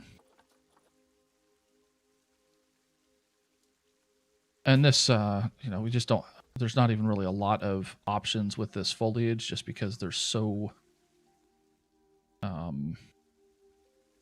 like, I guess few objects that would actually work. But like even over here, I have a feeling that we're going to make our snow leopards mad. And not because they don't like this particular foliage, but because this foliage is going to put them over the threshold that they're willing to accept.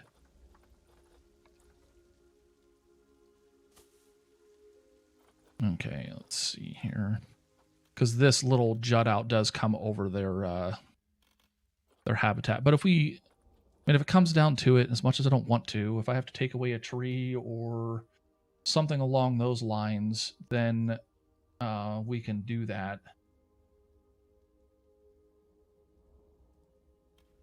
But in the meantime, let's just continue to see what we can do. Because even here, like I do like these kind of like plants that just kind of go across the ground. The species that we're working with up here is very forgiving and lets us put in all kinds of stuff.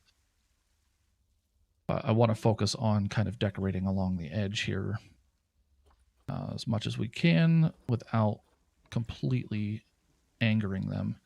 Maybe let's put some alpha current here.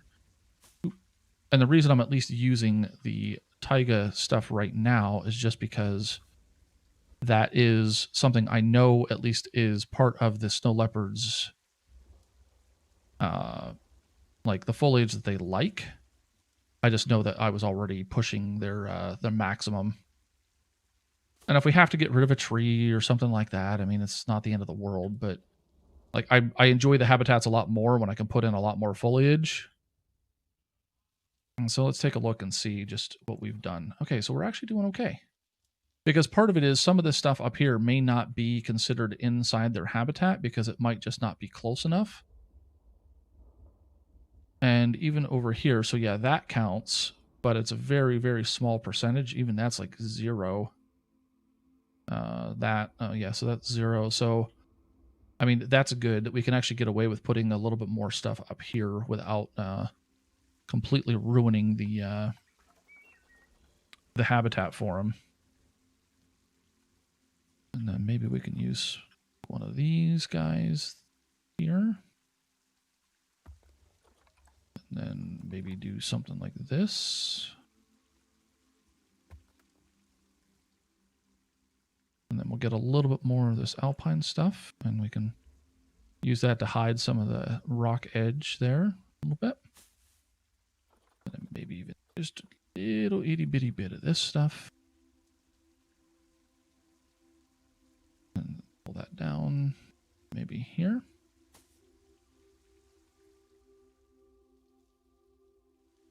Okay, perfect. I just like to make sure that we have a little bit of foliage, because I think the habitats tend to look a lot nicer when we're able to get some foliage in. Maybe we'll even work this one in a little bit too. And now again, I want to check the snow leopards. I want to make sure we don't go too crazy and then have to come back in here and like undo a bunch of stuff. But that seems to be acceptable to them.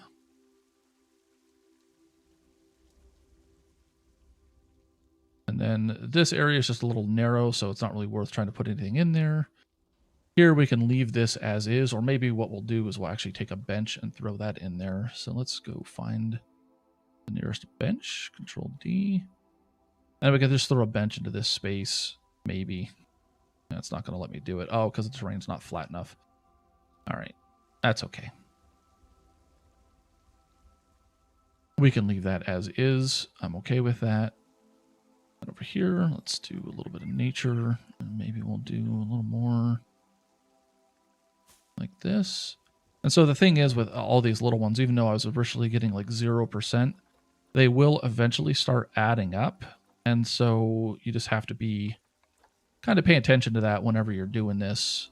If you're trying to get like a whole bunch of foliage along an edge or something that is potentially inside the habitat of something else. Let's see. Nope, not you. That, maybe shrink that down into the ground a little bit more. Perfect. Okay, excellent. And then over here, depending on where the habitat kind of ends, we do have a little bit of flexibility right up against the, like the door here. Right now it's on position snap, and so sometimes that ends up being a little bit squirrely when you're trying to place some stuff down. If you're trying to do stuff and it ends up being in a weird position, just make sure the position snap's turned off, and then that will free things up for you to have the objects just sitting on the ground kind of like you would expect. That, and then here. And a good thing is whenever you set like a bunch of this stuff down, even though it's technically inside the pillar, it really just looks like it's actually kind of growing around it instead of through it.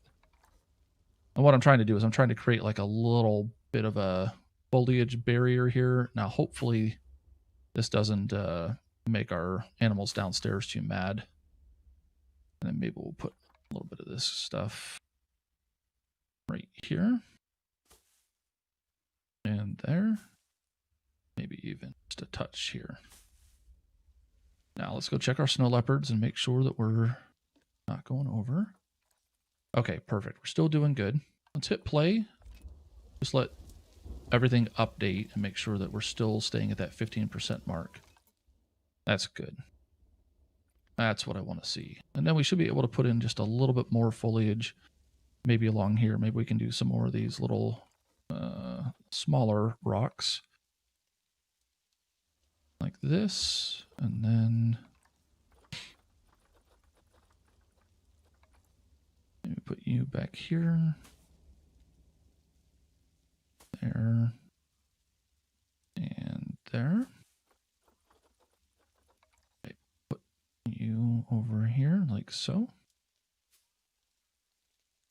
Now you saw how it was like popping up there, like it's moving towards the camera. You hold shift for about a second, then it'll stay at an appropriate level. And then you can move it around as you need. Or it'll stay like at whatever elevation that you currently had it set at. And then where's that bracken? Because I saw it. Actually, we can throw some of these guys in here.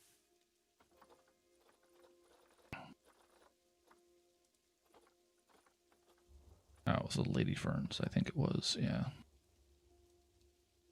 So that'll be good. I don't like that one. That one's a little too large. Where's the small one? There it is. Didn't like that it was looked like it was growing out of the path. And then maybe let's do a little piece like that. There we go. Okay. Now let's just check the snow leopards again. 15%. That's good.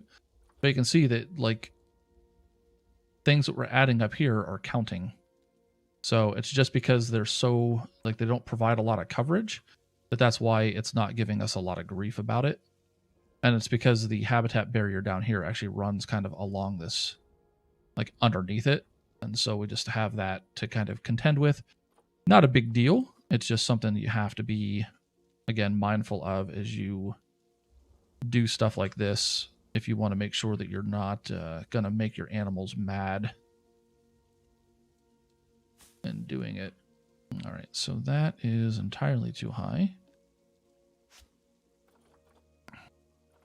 I think part of the reason we're getting away with this is because we're not using anything that has like a huge amount of coverage.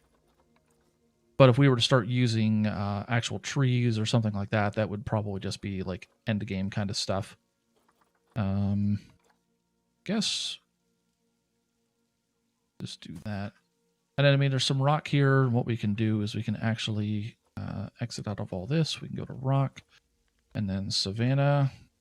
And then maybe we'll just grab a couple of these cladding pieces and use them to maybe make this just a little bit rockier. And then that would explain why we're not necessarily getting a lot of foliage growing in this area. So we can do something like this, and maybe bring that up just a touch more.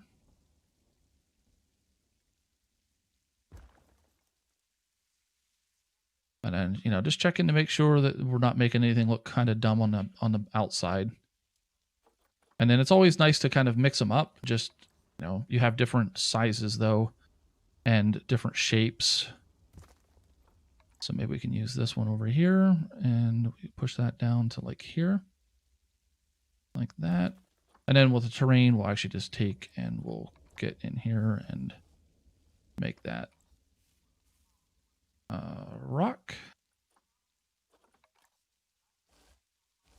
And now that's putting like little rock bits on the path. That's probably really okay. It's not that big of a deal. But like with something like that looks a lot better to me. It feels a lot more decorated. We could even probably get away with just a little bit of stuff here. We just go back to the same filters that we had before, which were the taiga and continent of Asia. Since we're on rocks, it's not really going to cooperate too well, but and then maybe we can get something like this down, maybe. And again, I feel like we're probably pushing the envelope a little bit. But we'll see kind of like what the game lets us get away with. And it doesn't have to be a whole lot, but just something. So we're still sitting at 15. That's good. But you can see now that this dwarf coral has actually moved up to 1% because we've put enough of it down that it's starting to add up.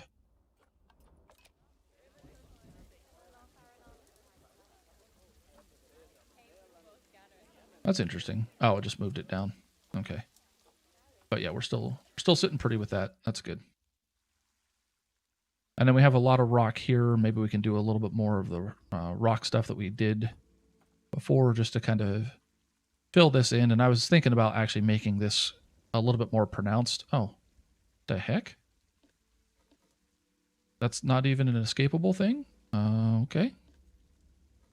Let's just go ahead and do this and make that consistent with everything else.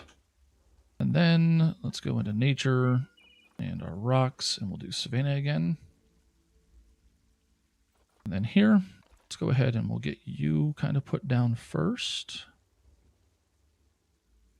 That way it also kind of helps, like at least it helps me feel like this is a little bit more like an area where foliage wouldn't grow because we have stuff in the way. And then even this larger rock, we should be able to kind of get this down into the ground here like this. Yeah, that's gonna perfect.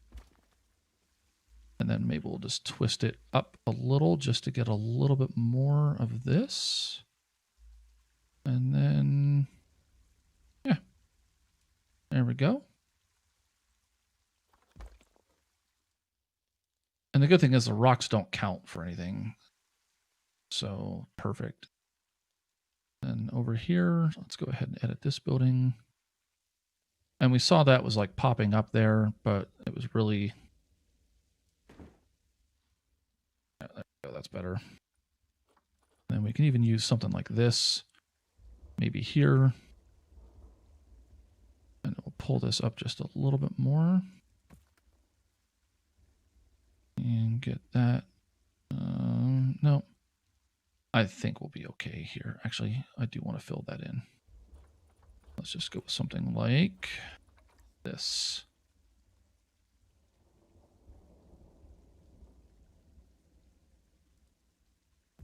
And don't be afraid to use the rocks. The rocks really are extremely useful and just kind of making your terrain feel more like natural and everything else, just because of the way that it all kind of like lays down and adds more texture to it and stuff like that. Because like we have this flat portion here that we can come in here and we can get back into our nature. And then here we can use maybe even something like this to kind of help break up the snow. It'll still count for snow because that's the way the terrain kind of works. But I can still use something like this to create something like that. And I can even go into the snow rocks and I can use that to help create different textures too. Because here I can take something like this and I can bring that like this. And I can make more of this like appear like more of a solid white. And then if I really want to go crazy, I can even use something like this and make it that it's almost like kind of up and like pushed up a little bit to give a little bit more perspective to the terrain. And then I can even go as far as doing this where I can pull this up. And now I have it unsampled, so it won't change the actual texture that's laid over top of it. And then I can just kind of work this in. And then maybe here, do that. And then we'll smooth this down.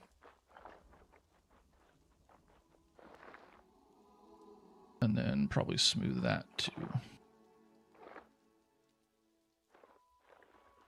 Here I want to just push. All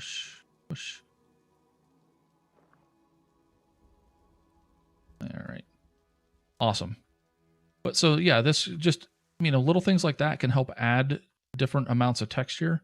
The only thing I would caution with using rocks and stuff like that sometimes is the game gets a little bit squirrely about how the animals can like crawl over rocks and whatnot.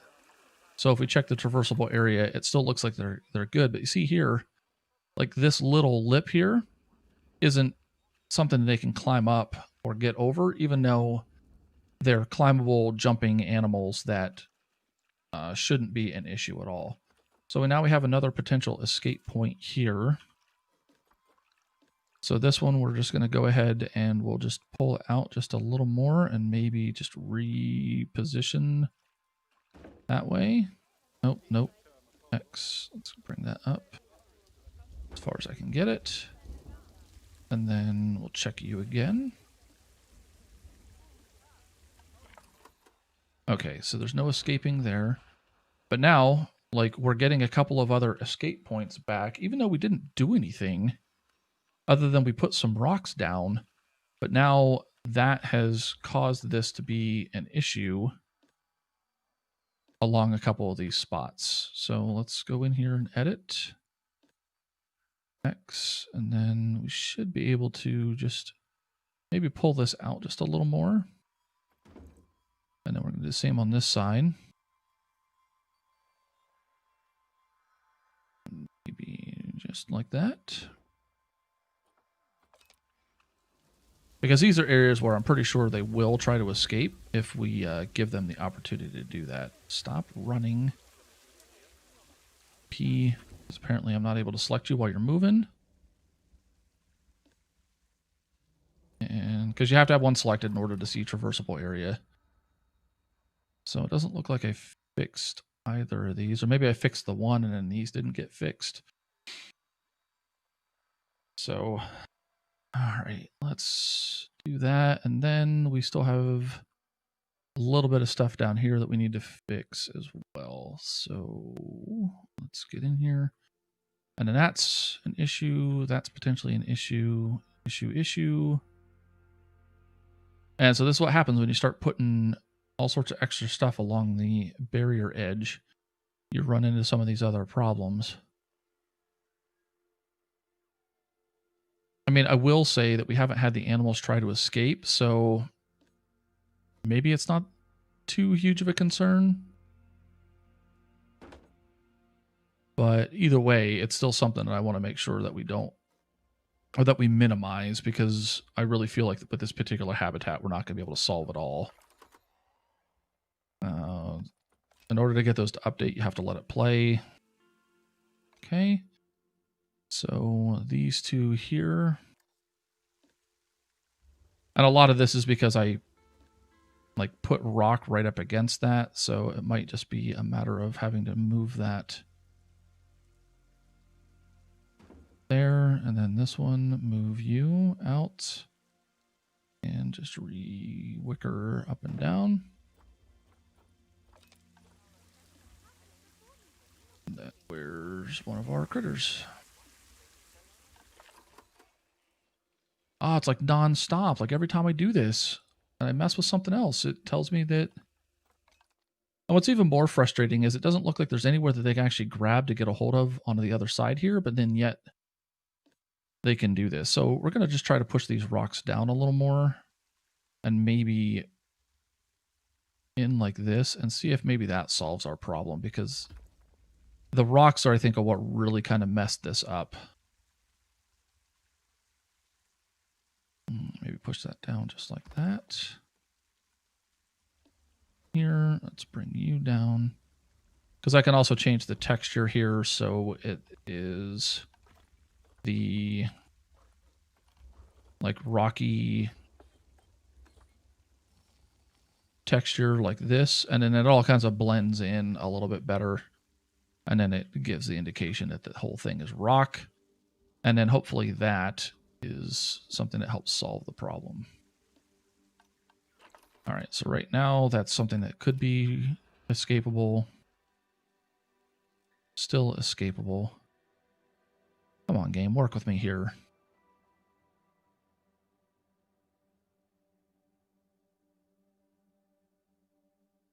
The other thing I could have done on this, but since I already built the barrier one time completely and then went through and updated the barrier one time completely, I don't really want to do this, but if this continues to be a headache, then I might very well just rebuild this barrier in its entirety with stuff that isn't climbable and make that less of an issue.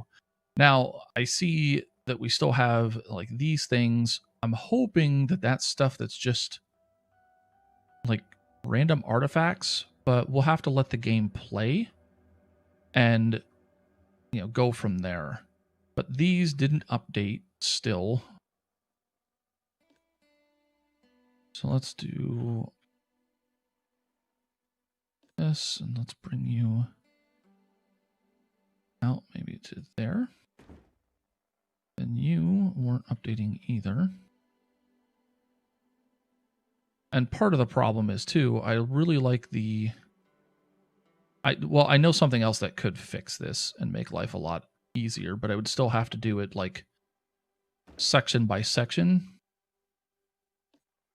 Because if I could bring these up higher like this, and I would just bring these discs up, because the discs aren't climbable. I could do that, but then I still have to then go through and do a bunch of different little like rock work kind of thing. Stop. To try to get that fixed. So we'll just mess with this and see. And then maybe what I'll do is I'll just delete this rock. Delete that rock. Because I mean that terrain still looks pretty rocky. I'm good with that. We can even just hit it a little bit more. I don't see if that helps. Because we weren't having that problem before, and then we put those rocks in there, and then things went sideways quick. Okay, let's see. Okay. Taking the rocks out, fixed that. So let's do the same over here. Let's just go ahead and edit.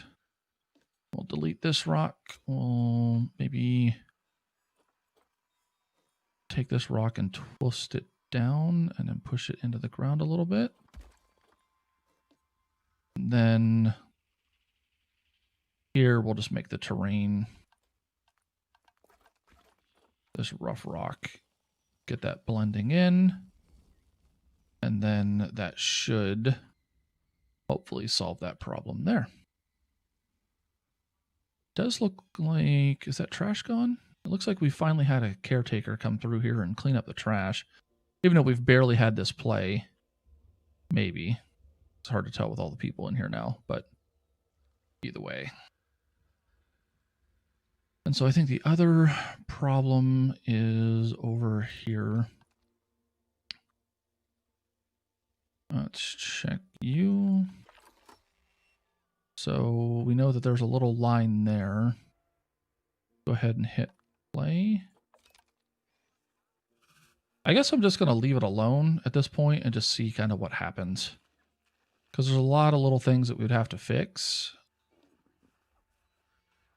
And like these are ones that, well, I mean, this rock I just put in, so we can maybe just delete that one. And then terrain, do rock here.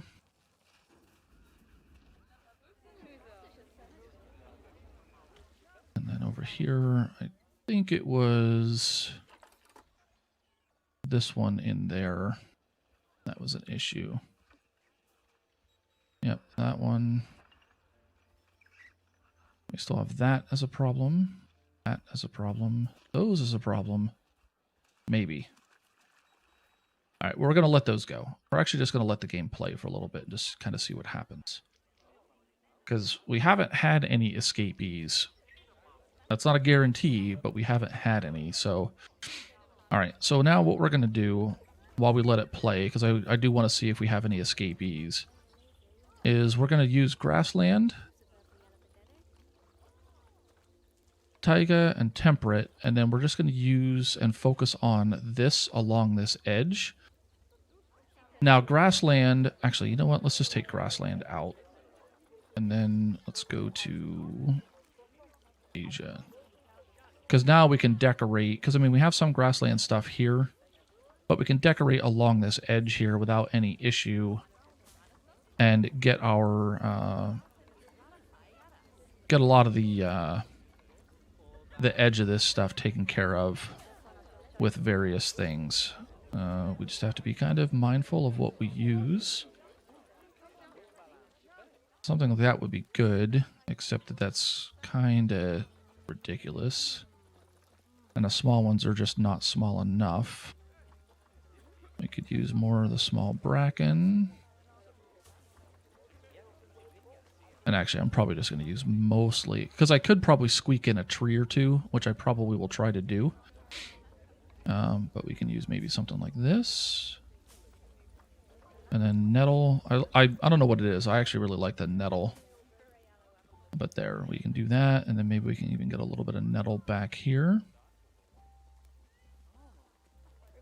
Like that. And then maybe a little itty bitty one here. And a little baby one back there too.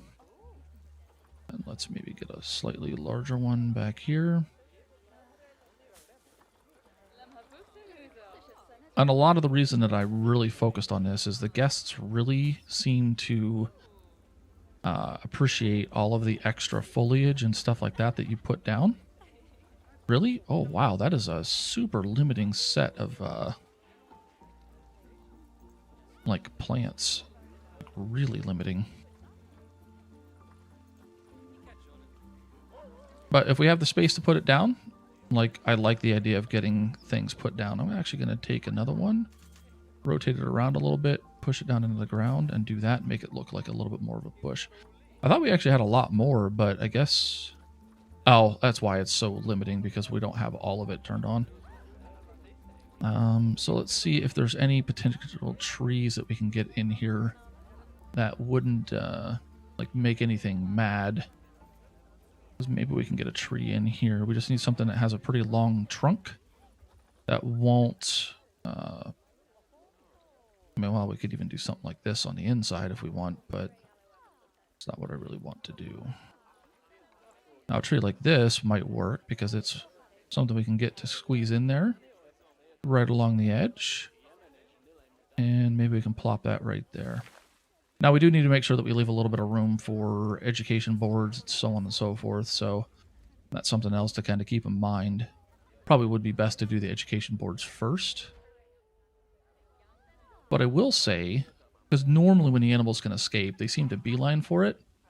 I'm not going to hold my breath on that, but it does seem that we might be out of the woods on all of that.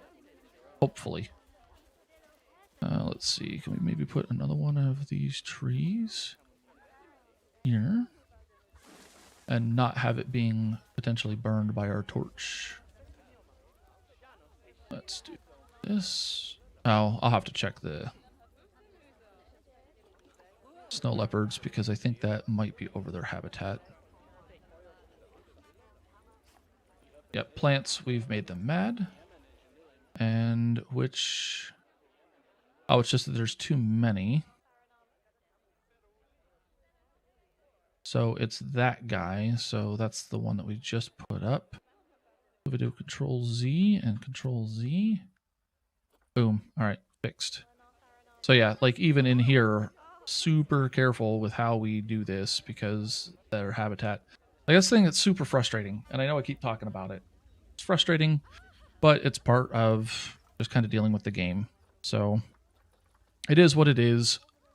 I'm not thrilled with it, but kind of what we have to deal with. I almost wonder if I can get away with something small like that. Does that make you guys mad? Come here. Stop running. You know what? Let's just select the one that's stationary. Oh, we got that up to 17 and they're still happy. Okay. Feel like we're still playing with fire a little bit, but we'll try to put maybe this down here. And then let's do lady fern in here. Just nice to fill in all these little gaps with stuff. Just, it looks nicer. All right. And I know we're not really using a whole lot of like variety in the different plants, but again, we don't have a whole lot of, we don't have a lot of space.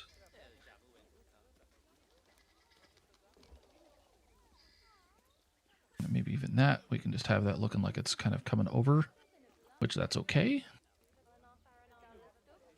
So I think these other kind of blank areas that we have, we'll put in education boards and then we'll finish up the decorations. Looks like we're actually coming back around to daylight again. Let's make sure that our snow leopards still aren't super... So they're stressed out, but it didn't get so terrible. I guess that we did get a warning, but it wasn't super ridiculous. I like that it tells me that I have a... Oh. Apparently I have panda rewards. Yay. I've done the challenges in the past, but it's been a little while since I've done that. So... I've not focused on it too much. So I think we'll do an education board here, an education board here. And then maybe we'll just leave this alone since we already filled it in with stuff. I like how the kids just sitting there all hunched over and... But yeah, I mean, we can get maybe one here, one in here, and one in here. And so because we have more of like the metal kind of aspect of things, I actually wonder if maybe we can just incorporate them into one of these buildings instead of having to build a whole separate thing, because they don't have to be like right up against the path. And because of the way that these are kind of set up, we might be able to work with this. Facilities. And we can still put like a little frame around it, as it were. So let's do that.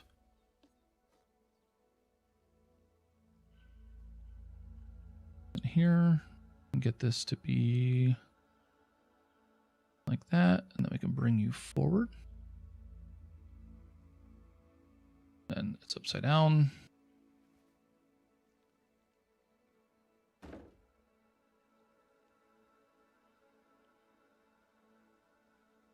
Slide you back just a little. So maybe if we do stuff like this, because it doesn't have to be super complicated. I mean, it's nice whenever we have different things, but the pillars themselves aren't going to lend themselves to it being... Actually, I wonder, because we should be able to push this in to about here. Then if I grab this, can I slide that down to here? Oh, I like that. Cobra likes that a lot.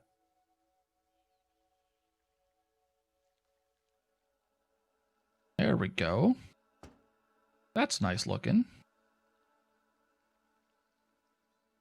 Yeah. All right. Yep. And that works seamlessly into the habitat barrier. That is perfect. Love it.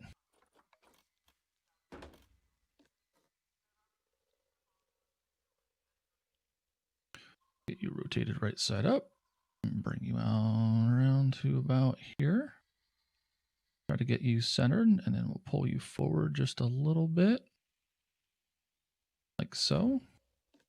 This is actually super easy to do too, so not even that crazy of a thing to do. I'm really, really liking it. I'm liking it a lot. Excellent.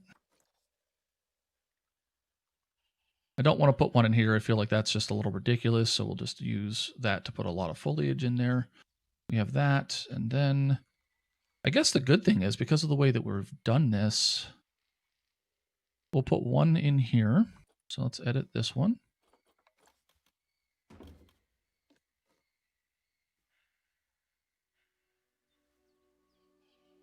And then this way.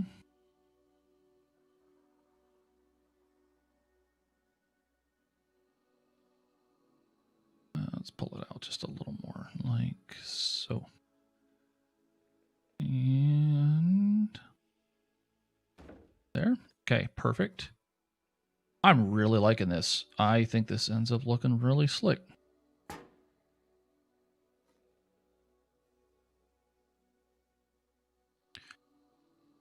There's one thing I do like about doing this in real time instead of in like a speed build kind of thing, because we can actually see kind of like my thought process and see how like I end up coming around to these.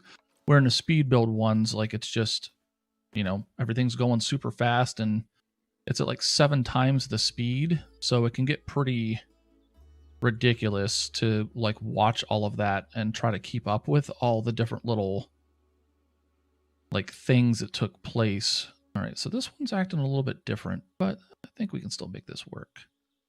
Might just have to have it out just a little bit further. Yeah, this one is being a little less cooperative, but I think we're getting there. So maybe it needs to be twisted just a little more like this.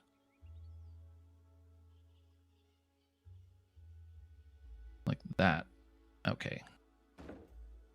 Yeah, because even this, you can see that it's just a little bit less, like, not quite sitting right. Maybe there's just something with the way that this beam was set that wasn't quite the same. That's okay, though. I think this is still going to be good. And Control X, and then bring this one up to here.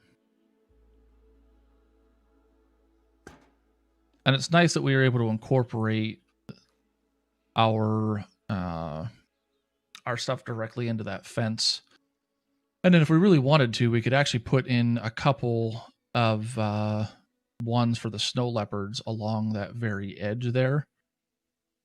And so we have a little bit of a gap. That's okay. I think we'll be doing good with that. So let's check education real quick. Yeah, we still have quite a bit of coverage with the sound and everything, so that's great. So maybe we'll put an education board here for our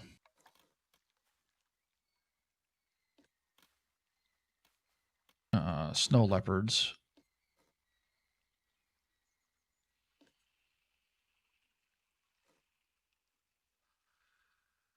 There we go. Great. And flip that 180. I don't know why it keeps putting them in upside down, but that's okay. As long as we know that. And the good thing is the rotation point is exactly in the center of it, at least the screen. So if we do put it in upside down and actually get it set up and all that, then we can still get the get it corrected without it looking dumb and having to reposition the whole thing again. All right, so let's go ahead and do that there. Control X. And now this might be one of those ones where it's going to just squawk at us because we are going to be putting this as something other than the animal that it's supporting. Because it wants to do that. We're going to do snow leopard. And then we'll see if it gets mad. The good thing is it doesn't look like it's going to get mad about it. So we can do that. Maybe we'll do another one right here. Stop. Let's do this. Yep. Our facilities. Nope. That's always fun too.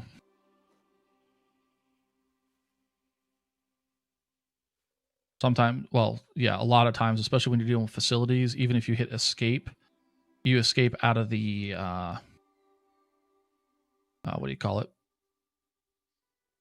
You'll escape out of the heat map, but you don't escape out of the placement of the object. And then you end up placing a second object because then you go to click and it drops a second object down and it's super awesome. All right, X. And then that there. Slide this puppy up here. Oop, nope.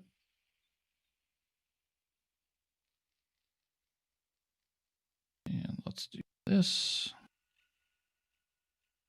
I changed the camera controls so it stops like jumping all over the place. So if you hit T, it'll change it to free look mode, which is almost like a first person view, which is definitely a lot nicer, especially in certain situations. However, what kind of the drawback that I notice is it tends to be a little bit slower in like moving around. So I think we'll actually put 2 more boards up. We'll do one maybe right here.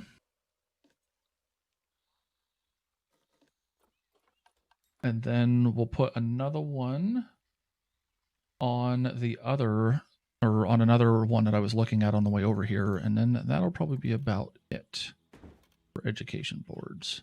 Then we'll finish getting the decorations done around the, or for the habitat here.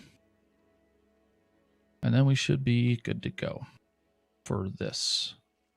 All right, so let's go ahead and do that. And then we'll pull this forward. It feels like some of these ended up not being quite the same width, even though they're the exact same building, but whatever. Part of it's probably just like the small little idiosyncrasies about how some of the stuff gets placed and everything else. Ultimately, though, I think we're still going to be able to accomplish what we want while making it look quite nice. So I keep backing up because I'm used to having to back up in order to get the camera to do what I want. But here I can just, with the free look and the first person kind of view, I can then get it, like I just need to tilt the camera and I'm good. All right, so yeah, see that says snow leopard because that's probably actually technically in the snow leopard habitat. We don't need anything back here. We have one there. We have one over here. So I think we're going to do another one right here along this straight section.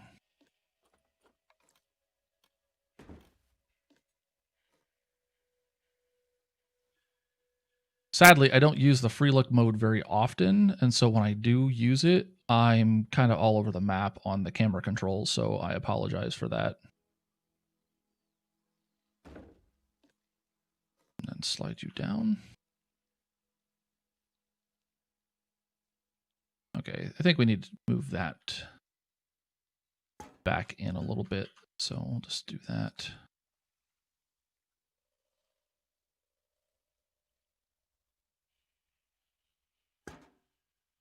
And then slide you in just a little bit.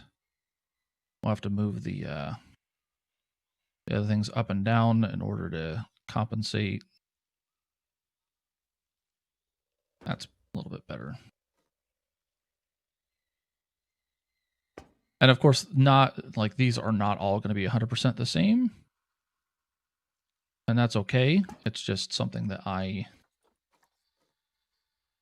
didn't really think of. All right, so we can hit T, we can escape. And so now we have snow leopards.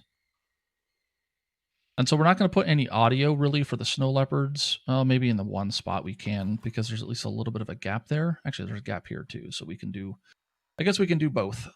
We'll try to get just a little bit of audio for the snow leopards in here, just so we have just a very little bit. So facilities, this guy, and then let's, here. I was like, where did we go with that? So I'm just going to stick it right there for now, and then we'll adjust it. So let's go ahead and get snow leopard. And then this is going to have to be a really kind of small little radius. And then we'll actually do it to about here. And then we also need to bring this down to about there. And so there's a very little bit that will be there. But as long as the guests are standing kind of in and around that area, it should still work. And then because we have that in more foliage, we're going to turn that into our kind of a green color, and we'll go with that darker green so it fits in there a little bit better. Perfect. And we might even be able to change the speaker grill to like a red.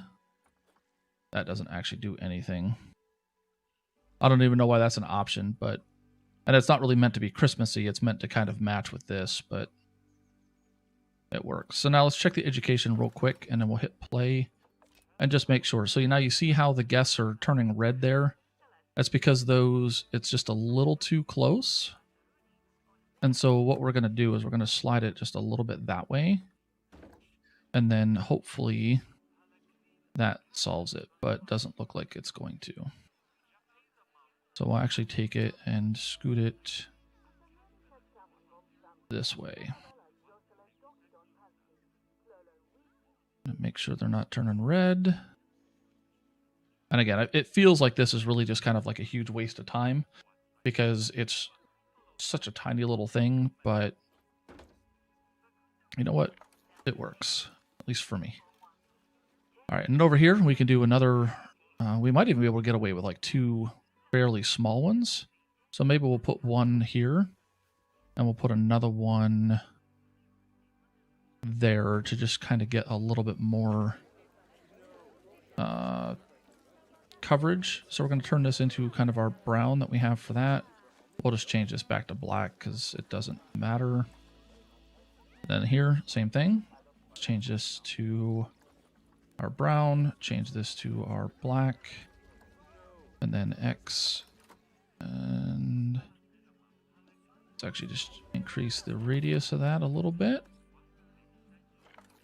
So I think we could probably, actually, yeah, let's go up to 5 on that. And then, no, let's do 4. And then we can slide this in to maybe here, maybe. Now, of course, that's like showing up right in the center of that, which is kind of annoying. So let's maybe do this.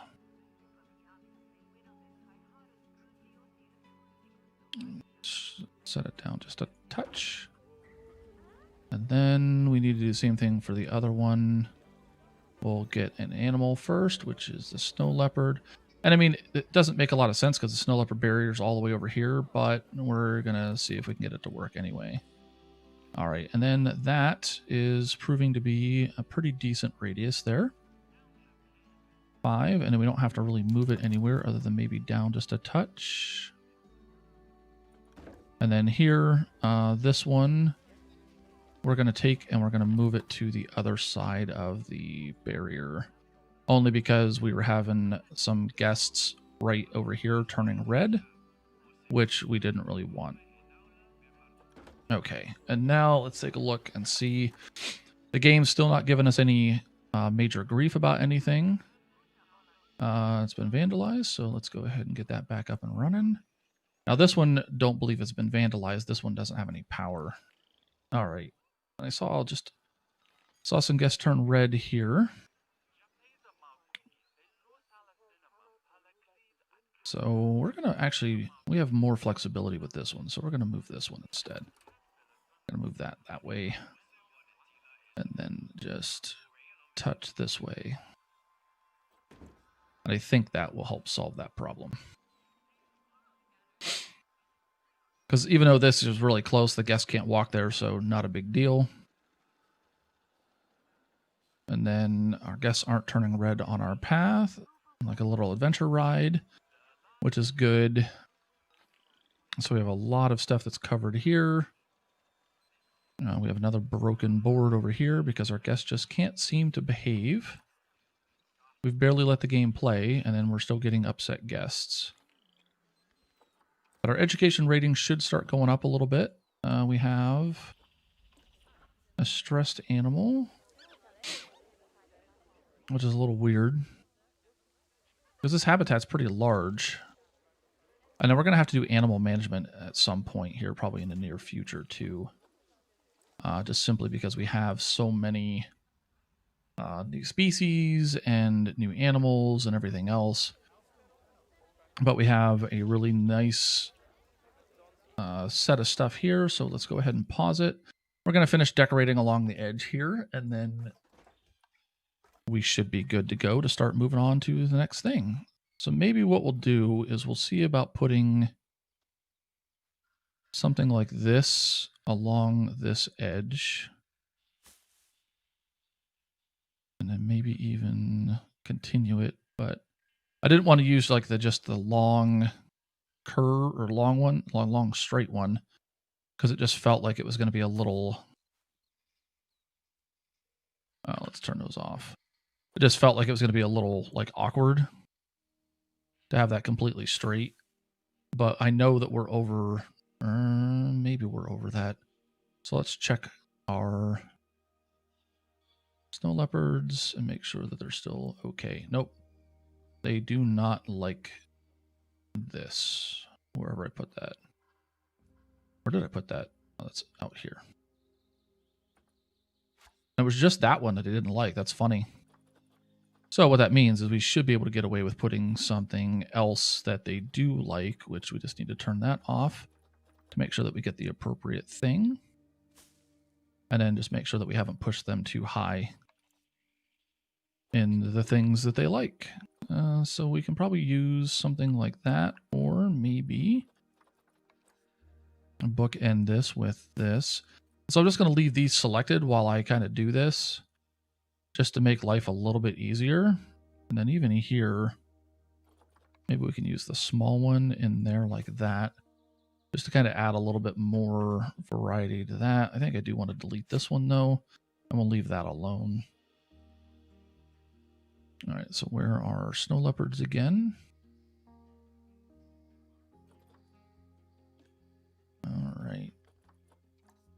So they are extremely happy at least, so that's always a good thing. All right, so we have this, we have up here. We just need to start around here. I don't like being so limited, but only so much we can do. And that added to their thing, so we know that we're still potentially going to make them mad if we go too crazy with stuff.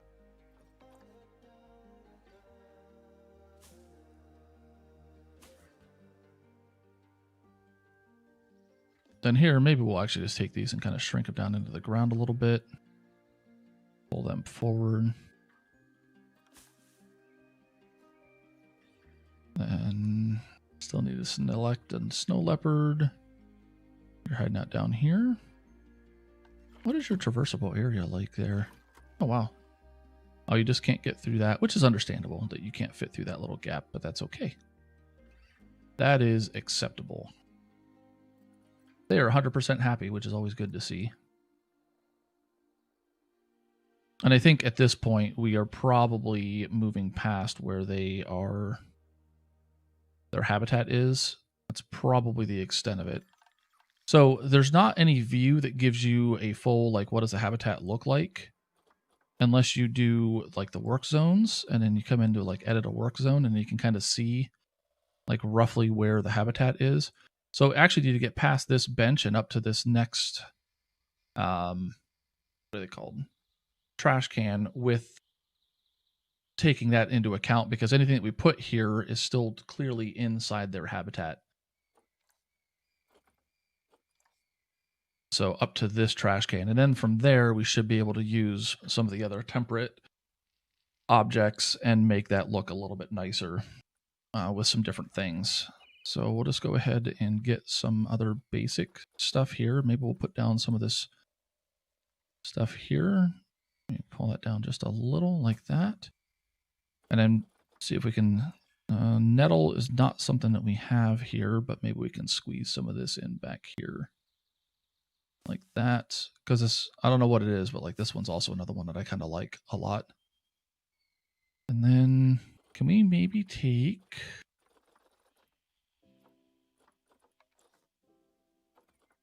They don't have a short version of that, do they?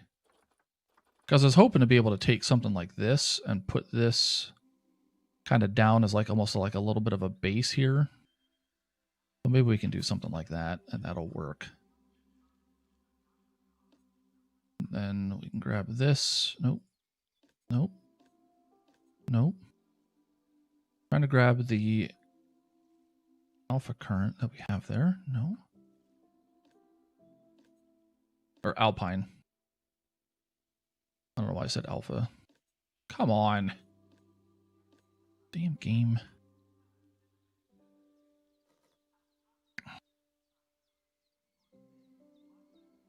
I just want this. Okay, I don't know why that let me do that, but just bring this up. I don't mind it really covering the, I mean, I guess I do. It does bug me a little bit, but it's not the end of the world. It's fine. All right, let's check our snow leopards. Still sitting at 100%, 17% there. I do think it's interesting how that number seems to vary a little bit. But now we should be good. So let's go ahead and let's try to add something that we know they will not like. Nature, let's go ahead and this continent and or biome, sorry, temperate. And let's get in here. And not even, was it this? Yeah, it was the azaleas I think they didn't like. All right, so that's clearly going to work. We'll maybe bookend this with that, and then maybe we'll throw in some nettle, or I wish there was enough space for these, because I actually really like these bushes. We could throw in some reed stands. That would be pretty decent, I think. Maybe shrink that down into the ground just a little, like so. And maybe what we'll do is we'll actually take this out, and then we'll do a couple smaller reed stands here and there.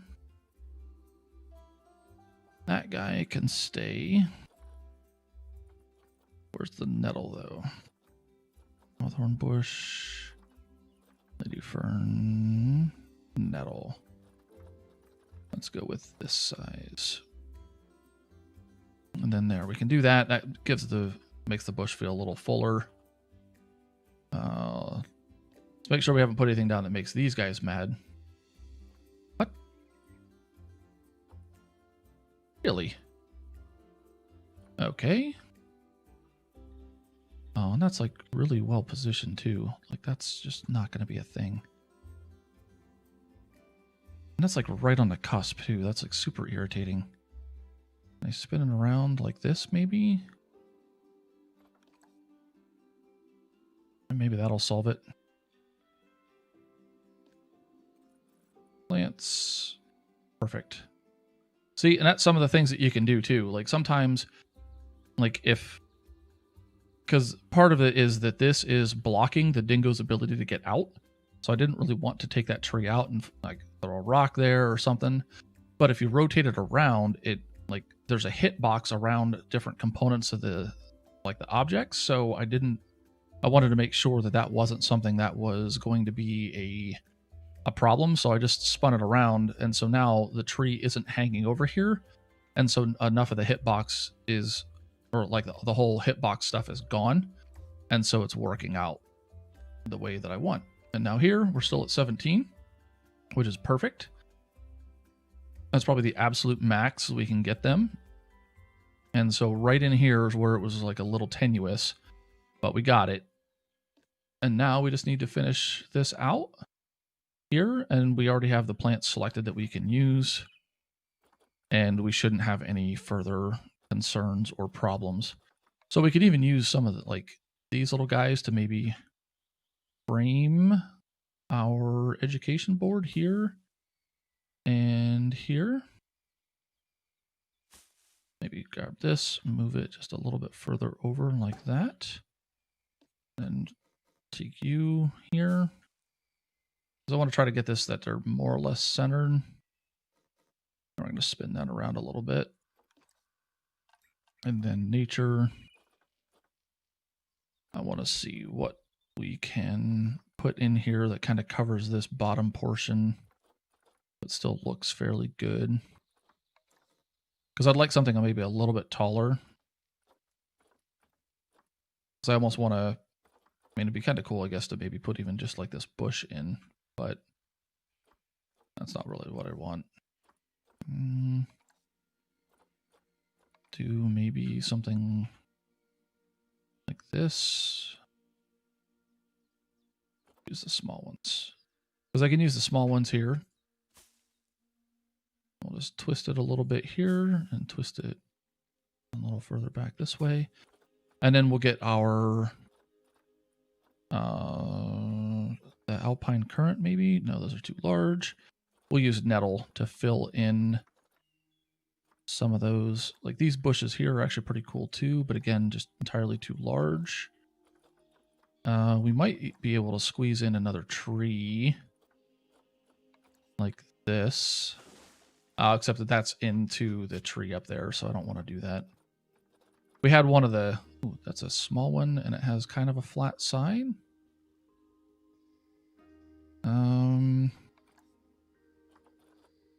Let's see. Maybe something like that.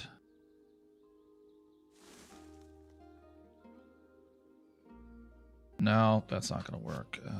Because there's some trees that have like kind of a flat edge to it, and they can be pretty useful for putting in certain spots, like up against a habitat barrier or something. But I don't think that there's anything like that that I can grab. Let's see here.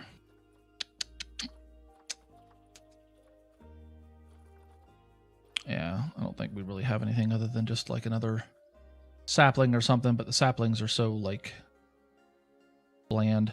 Anyway, all right. That's gotten us distracted from what we were working on. Let's do nettle. That's what we were looking for. Where are you hiding?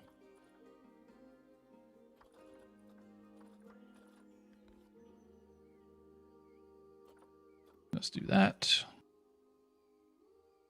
And now we can take this and we can push that down into the terrain a little bit. Maybe flip this around like that. And then we can even use the smaller ones and come over to the sides here and do something like this.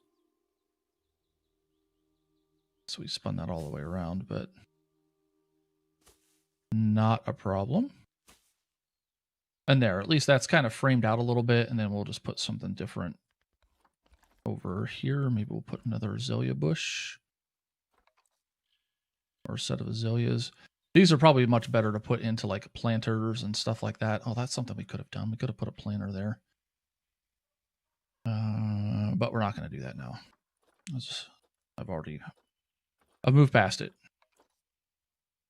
And then gears are turning. I'm going to even use something like this here, just right along the edge, like that. And part of what I'm trying to do too is I'm trying to make sure that as we like go down here, we don't have any of the leaves or anything like that. So you can see that we have like just a little bit of this kind of poking through, and that's a medium sized one. And so's this, but what we can do is probably just rotate it around a little. We got it. Come on. Green one. That maybe we can do something like this and then pull it out just a little bit more. And then there, now it's not like coming through the glass, because that's something I like to try to avoid if possible, because it makes it, you know, not look realistic if you've got plants poking through glass. All right. Now we just need to get this little block here done. And then that is it.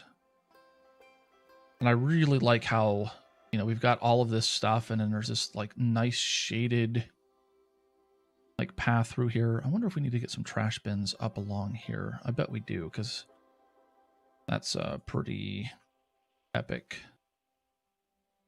So let's do this. Get a trash bin right there. And then we'll put another bin maybe right here or right there. We have bins in other places, but I still want to make sure that we have places for our guests to do stuff. You can't really put bins on slopes unless the slope isn't too steep, but generally speaking, if it's a slope, you're not really going to be able to get a bin on there. All right, let's see.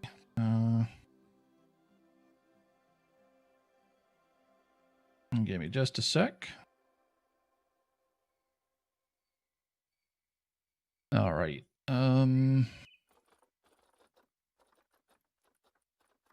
Let's do...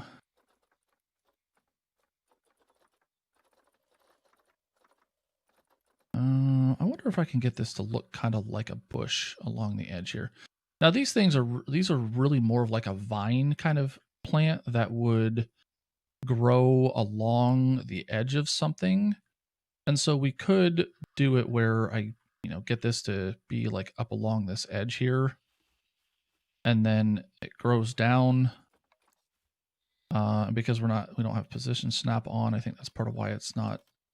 Yeah, so here you can see that like it's like a vine kind of plant that would be growing down.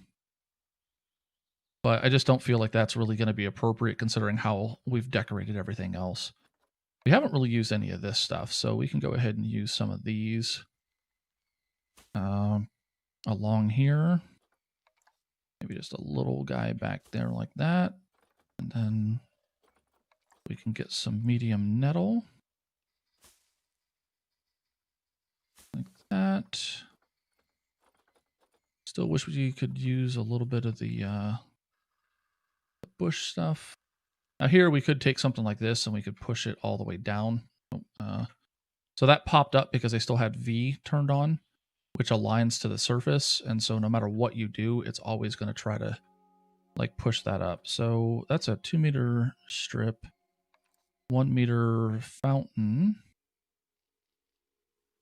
I'm trying to see if maybe I can get something like this to be like a little bit of a bush kind of look, but we're not really going to get that to happen without it like coming across the thing there. And then, yeah, I mean, we could have done it because there's nothing else down below, but oh, you know what we could use some of these. I think this will still kind of meet some of the intent that I was looking for here. And now I know that these are ones that I would typically see more like along the edge of water, but let's see. Yeah, we'll do something like this. Maybe we'll even put another one over here. Gonna fill that in. Again, just trying to make sure that we don't have stuff like peeking through there. And then maybe we'll even use, and no, we haven't used that on the outside here. We'll just leave it alone. Maybe we'll just put an azalea out here. Like so. And then we can put like a little itty bitty one right there. And there. I think we have decent coverage along the edge of this, which is exactly what we were hoping for. Come in here. We don't need to have like a whole lot of coverage along all of this. We have coverage along the edge a little bit, which is kind of what we were going for. I think the only other main project that we have to kind of do is getting a little bit more hard shelter in here for these guys. The good thing is these ended up acting like hard shelter a little bit, so we could probably even just take something like this one and expand it to add more hard shelter to the habitat here. But that'll probably be something I just do off camera just because it's simple and not too bad. Although we still probably have a little bit more work to do here, even with some of the rock work and whatnot along this edge here as well. But that will be for a different episode.